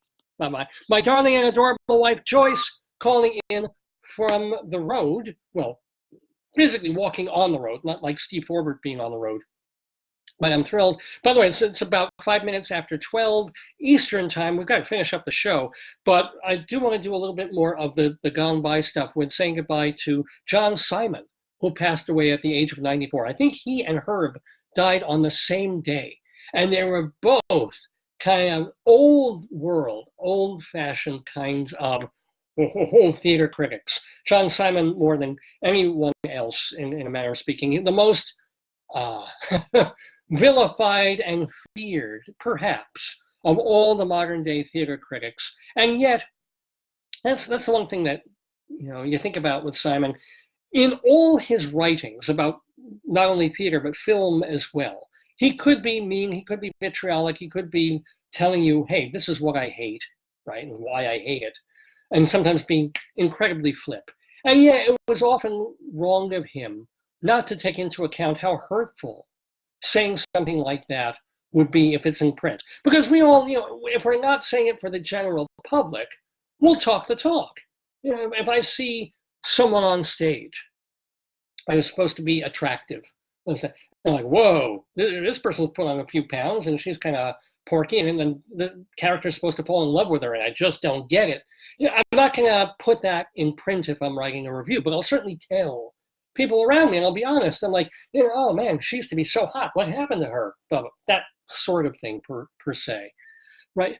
John Simon had the bravery and the stupidity to put that in print if he felt it meant something to the role. He would make fun of actresses' looks, which is not nice, but sometimes it's germane. If you have an ingenue, at least in John Simon's head, there's a certain way an ingenue ought to look. She should be attractive enough so that every man in the audience looks at her and goes, oh, I get why the hero's in love with her, because everything in theater and musicals is shorthand. We need to fall in love with her in 10 seconds, because that's all the musical gives. So there's all of that going on.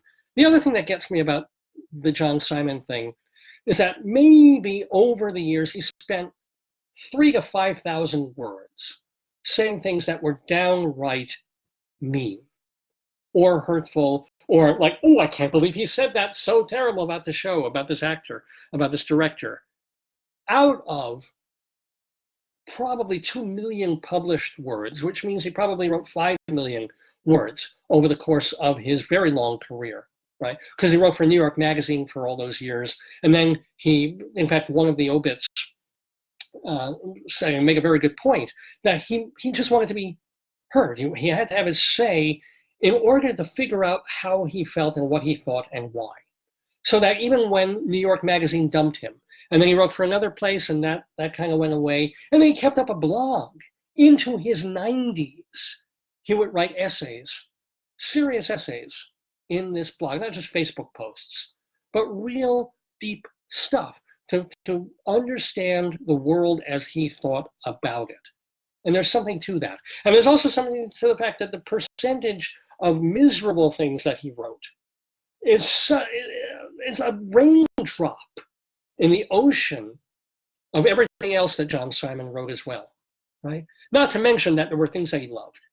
People don't talk about that. People don't necessarily talk about the shows that he absolutely went head over heels for and felt were great and terrific. And he could say wonderful things about actors and directors too. No, we always gravitate towards the negative. And it's just a little bit hypocritical of these folks who are doing the obits or people in the theater industry. Now that he's dead, they feel like a little revenge. And the first thing they say in talking about John Simon, and I'm doing it too, is not, God, what a wordsmith he was. What a talent he had for phrasing things and for clarifying in not a lot of space what he thought. Because he didn't, I think about Michael Feingold in his heyday at the Village Voice, where he had a page and a half of newsprint to devote to a show. John Simon never had that. I mean, technically he had it when he had a blog later on, but in New York Magazine, he had about 5 paragraphs to talk about a show, right? Sometimes he could eviscerate a show in a paragraph and say more in 180 words than other critics could in 500 words. That's exceptional talent and an exceptional gift of language for someone who wasn't even born in this country. I think had to learn English secondhand, kind of like a Joseph Conrad sort of a thing. So, give him that as well. And let's also, Michael Feingold, I just brought him up because he was writing for The Voice. Feingold said that John Simon's career, his life took a tragic trajectory, even though Simon had actually a very fine life. He made a very good living. He had a girlfriend and I think wife for very happily for many, many years. He was read, he got his books out, he was published, he was respected in a lot of circles. He knew Ingmar Bergman. It was kind of like, perfectly nice life and lived to 95, mostly very healthy. So yeah, only the good, as it were, do not die young. But Michael Feingold saw his trajectory as tragic because he could have been a great critic and he let the vitriol take over. And he let himself buy into the persona of the angry, evil Addison DeWitt kind of, wants to tear everything down and make fun and be quoted more than be intelligent and right and fair and helpful to the theater. And that's why it's a tragedy. But the other thing I want to put forward is because John Simon was writing for New York Magazine, Simon never wrote for a major daily, as far as I know. He was never at the New York Times. He was never at the Herald Tribune or the Post or the Daily News or the New York Sun or any of the many papers we had in the heyday. He was in a weekly magazine with a a big audience, but a comparatively small compared to newspapers, very New York-centric audience. So he had power, no question, and he had a voice and he had a way of getting his opinions out. And certainly the press agents would look at what he was writing, and if he gave a rave to something, they pick up on it.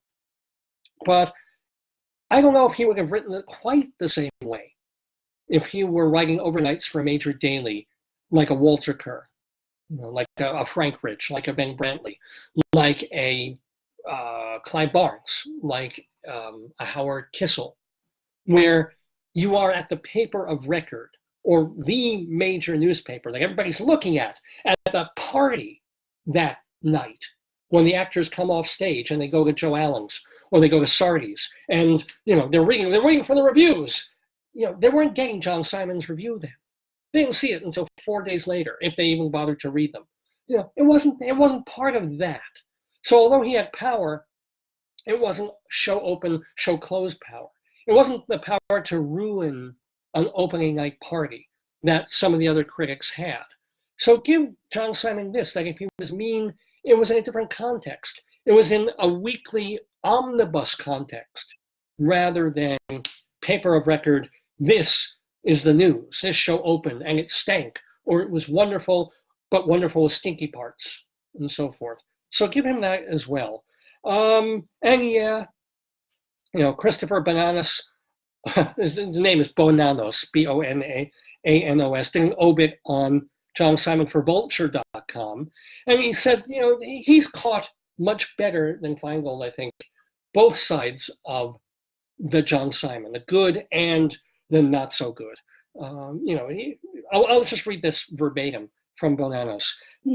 At one point, in some review, John Simon got sick of gay theater, I guess, and just called one show faggot nonsense. So it's a word we, in the woke era, don't even use. It was not even nice when he used it, which was probably in the height of the AIDS era as well. That's not nice. Or calling, or say a Barbara Streisand, apparently, quote, that she is the sort of thing that starts pogroms.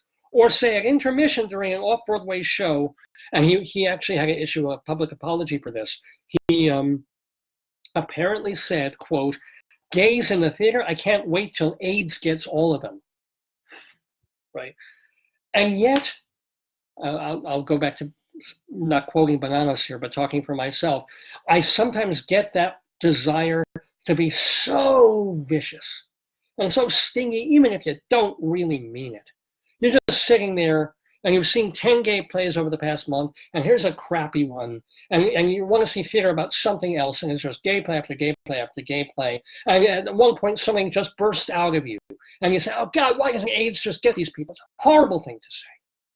And yet it's a human thing to say. But when you're John Simon and people are sitting around you, and you're kind of noisy, and you want to be heard being an asshole, it can totally affect your career, and it can totally affect your legacy in a negative way. But check out see, Bonanos points to this as something of Simon going too far. I think this is wonderful. He once dismissed a Tony nomination for a musicals book by Melvin Van Peebles. Maybe it was Ain't Supposed to Die a Natural Death or something like that. But anyway, he dismissed the Tony nomination for a book for this musical by saying, clearly, if it hadn't been a little black book, it wouldn't have had a Chinaman's chance. There's like 3 different puns going on there at the same time. And you think about, because, the black thing plus the Chinaman's chance plus Mao's little red book. I mean, it's just like, all of that probably came to him the way it comes to writers like that in a few seconds. And he got it down and he smirked at it. I didn't really realize that as a fan summer something was just funny, needling when he needed to needle, and there you go. My because I knew John Simon. We were not friends, I would say, but I would meet him here and there, and occasionally have cordial conversations with him at the theater, or one time when I was on Theater Talk, the TV show. My big negative takeaway for John Simon, he was supposed to be on one of my Tony shows a few years ago, because every year I do a special Tony Awards broadcast where I have the critics weigh in on who they think should win and who they think will win. And John Simon signed up. He was going to be on it. Finally, John Simon. Never called in, never heard, tried to reach him, tried to remind him, just a blank. I had his email, and I had it on Facebook, nothing. So, if there's one thing you do at your peril, it's ignoring me.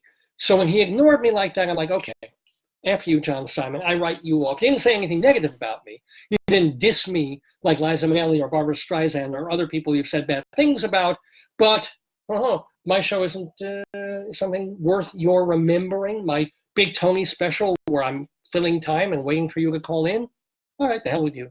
So,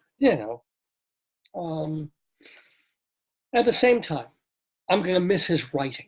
He was the one that I most tried to emulate, even though I'm not capable of it, most tried to emulate in trying to be a critic. I'm saying as much as I possibly could in as little space as I possibly could. Because I'd be writing for Backstage, sometimes, and get 250, 300 words. I'd be writing for Stages magazine and get maybe 400 words. It was like I had limited time. What can you say to get everything in and make the most important points in the cleverest, most succinct way possible? Nobody did that like John Simon. Nobody. And I think it's also, and I'm going to wrap this up, but I think it's also important in this day and age where every show basically gets a standing ovation, whether it deserves an ovation at all or not. But everybody, I kind of like it in some ways. I've gotten used to it. I hated it for many years, but now I get it. They've all worked hard. They've really put on a show. If I didn't necessarily like it, other people might be getting pleasure from it. Okay, you want to stand up? And if I want to see them take their bows, I have to stand up to see over everybody in front of me.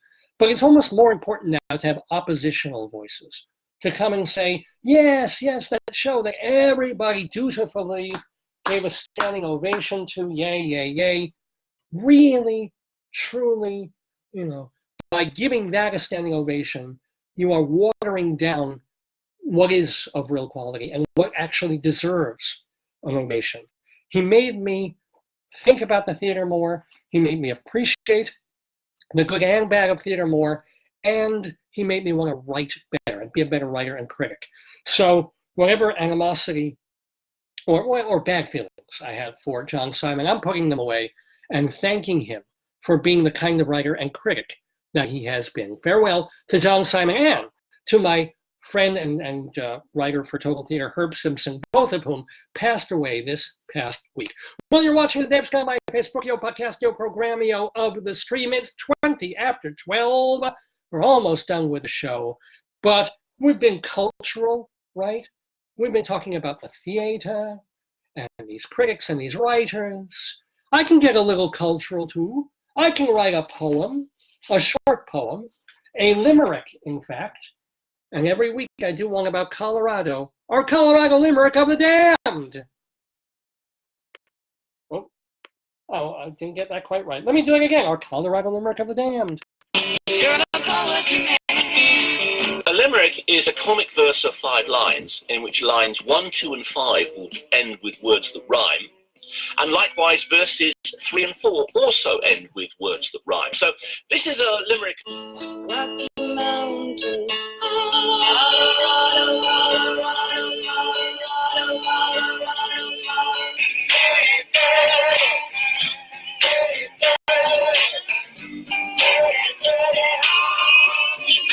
Oh yeah, our Colorado Limerick of the Damned. We do it every Saturday here on Dave's Gone By because I lived in Colorado for a bunch of years and decided, hey, would be fun to write limericks for all these different towns and cities and places in Colorado, from Denver and Fort Collins and Pueblo and places like that, to some of the things you never, even living in Colorado all those years, I never heard of.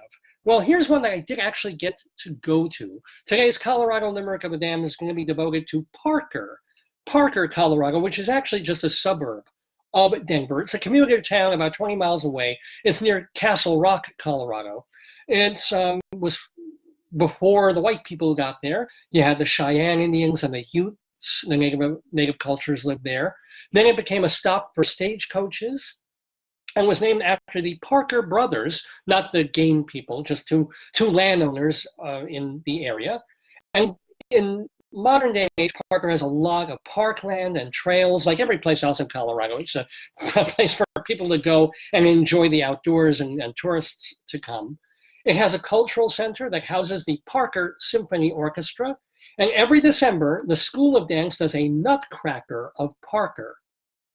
Don't even want to go there. I don't. And by the way, in terms of famous people, former press secretary under George W. Bush and Fox News host Dana Perino went to high school in Parker, Colorado. And so we have, since we've been talking about racial things and stuff like that, I apologize beforehand, because remember, this is a limerick. It's supposed to be naughty. It's supposed to be offensive. Make believe it's John Simon reading this to you instead of me. Our Colorado Limerick of the Damned for Parker. A militant Negro from Parker, I warned you, I'll do it again. A militant Negro from Parker said, man, I sure wish I was darker. That son of a bitch turned darker than pitch with the help of a black magic marker. Yeah, send your comments and complaints to davesgoneby@aol.com. At least it wasn't a sexual one. davesgoneby@aol.com. You can also post your messages to me right here on this Facebook page, Dave's Gone By. You can also follow me on Twitter, Radio Dave 2. Remember, by the way, I didn't get to promote Rabbi Saul Solomon, who did that interview earlier. Rabbi Saul has his website, shalomdammit.com, shalom, D-A-M-M-I-T, shalomdammit.com. He has a Twitter feed, Rabbi Saul Solomon, with a little @ symbol thingy. At shalomdammit.com, you can watch his TV show from a few years back. You can read his rabbinical reflections, his little mini sermons, as well as watch his stage show, Shalom Dammit, An Evening with Rabbi Saul Solomon, all at shalomdammit.com.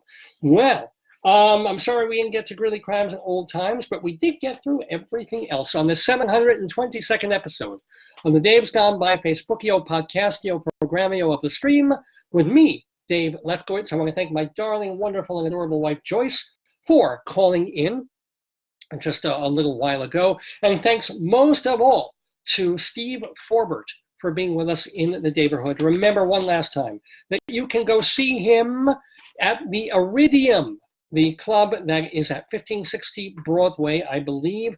The Iridium, it's this Thursday night, December 5th at 9 o'clock. Also, and it will be not just him with acoustic and harmonica, but his band, the New Renditions, will be joining him. You can buy his memoir, Big City Cat, My Life in Folk Rock, wherever books are sold. And you can get his album, The Magic Tree, wherever albums are sold, as well as all these re-releases of his, these albums of his that are on anniversary, like Jackrabbit Slim and Little Stevie Orbit and Alive on Arrival, and much more recent albums too. Having listened to his record from 2018, The Magic Trio, I was like, wow, he's probably making this great music all along, and more people should hear it. Well, there's your chance. Go to steveforbert.com, steveforbert.com. We thank him so much for being with us in the Daverhood. And I thank you guys for tuning in this week and every week, all the folks who participate in the quizzes, all the folks who chime in to leave me little messages, and just watching and telling people about this program. We should be here, hopefully, next Saturday. This is what happens when you talk for 3.5 hours nonstop. Next Saturday, 9 until noon or thereabouts, for the 723rd edition of Dave's Gone By. I don't know who the guest is going to be. We're going to try and line someone up. Even if we don't, we'll do all our usual unusuals, or maybe just make the whole show Grilly Crimes and Old Times, because we're so backed up with them. But anyway, thanks once again. I hope you all had a fine Thanksgiving and are gearing up towards a good holiday season. Not much else to tell you, so let's play one more track from Steve Forbert. And hopefully, well, we're trying to do live performances on YouTube so that we're not going to get kicked by YouTube or Facebook when we post these things. We'll see. Here's a song called It Isn't Gonna Be That Way. Well, yeah, I mean, hopefully we'll be back a week from today. Same time, same place, with a new Dave's Gone By, because it is gonna be that way and gone by.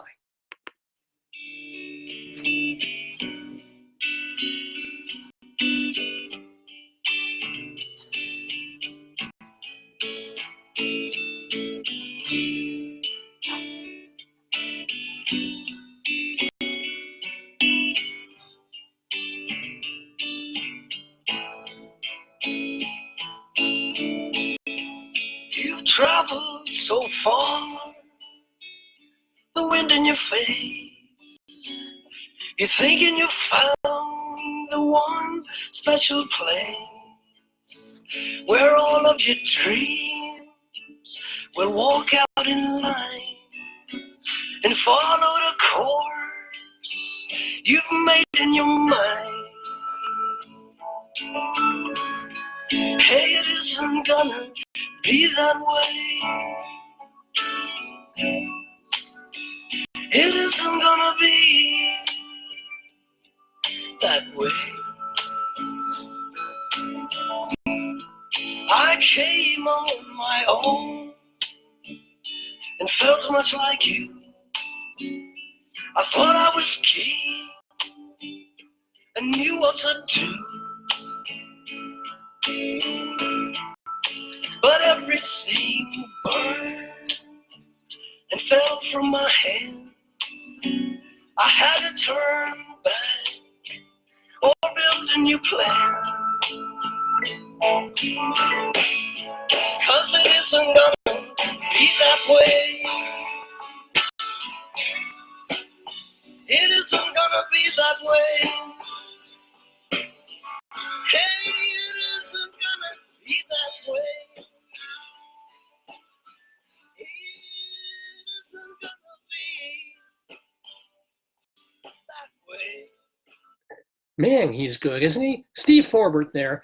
Great to have him in the Daverhood. Great to have you all as well. Untitled Chapter wishing everybody a happy Thanksgiving to me and Joyce as well, and from us as well. Enjoy the holiday weekend.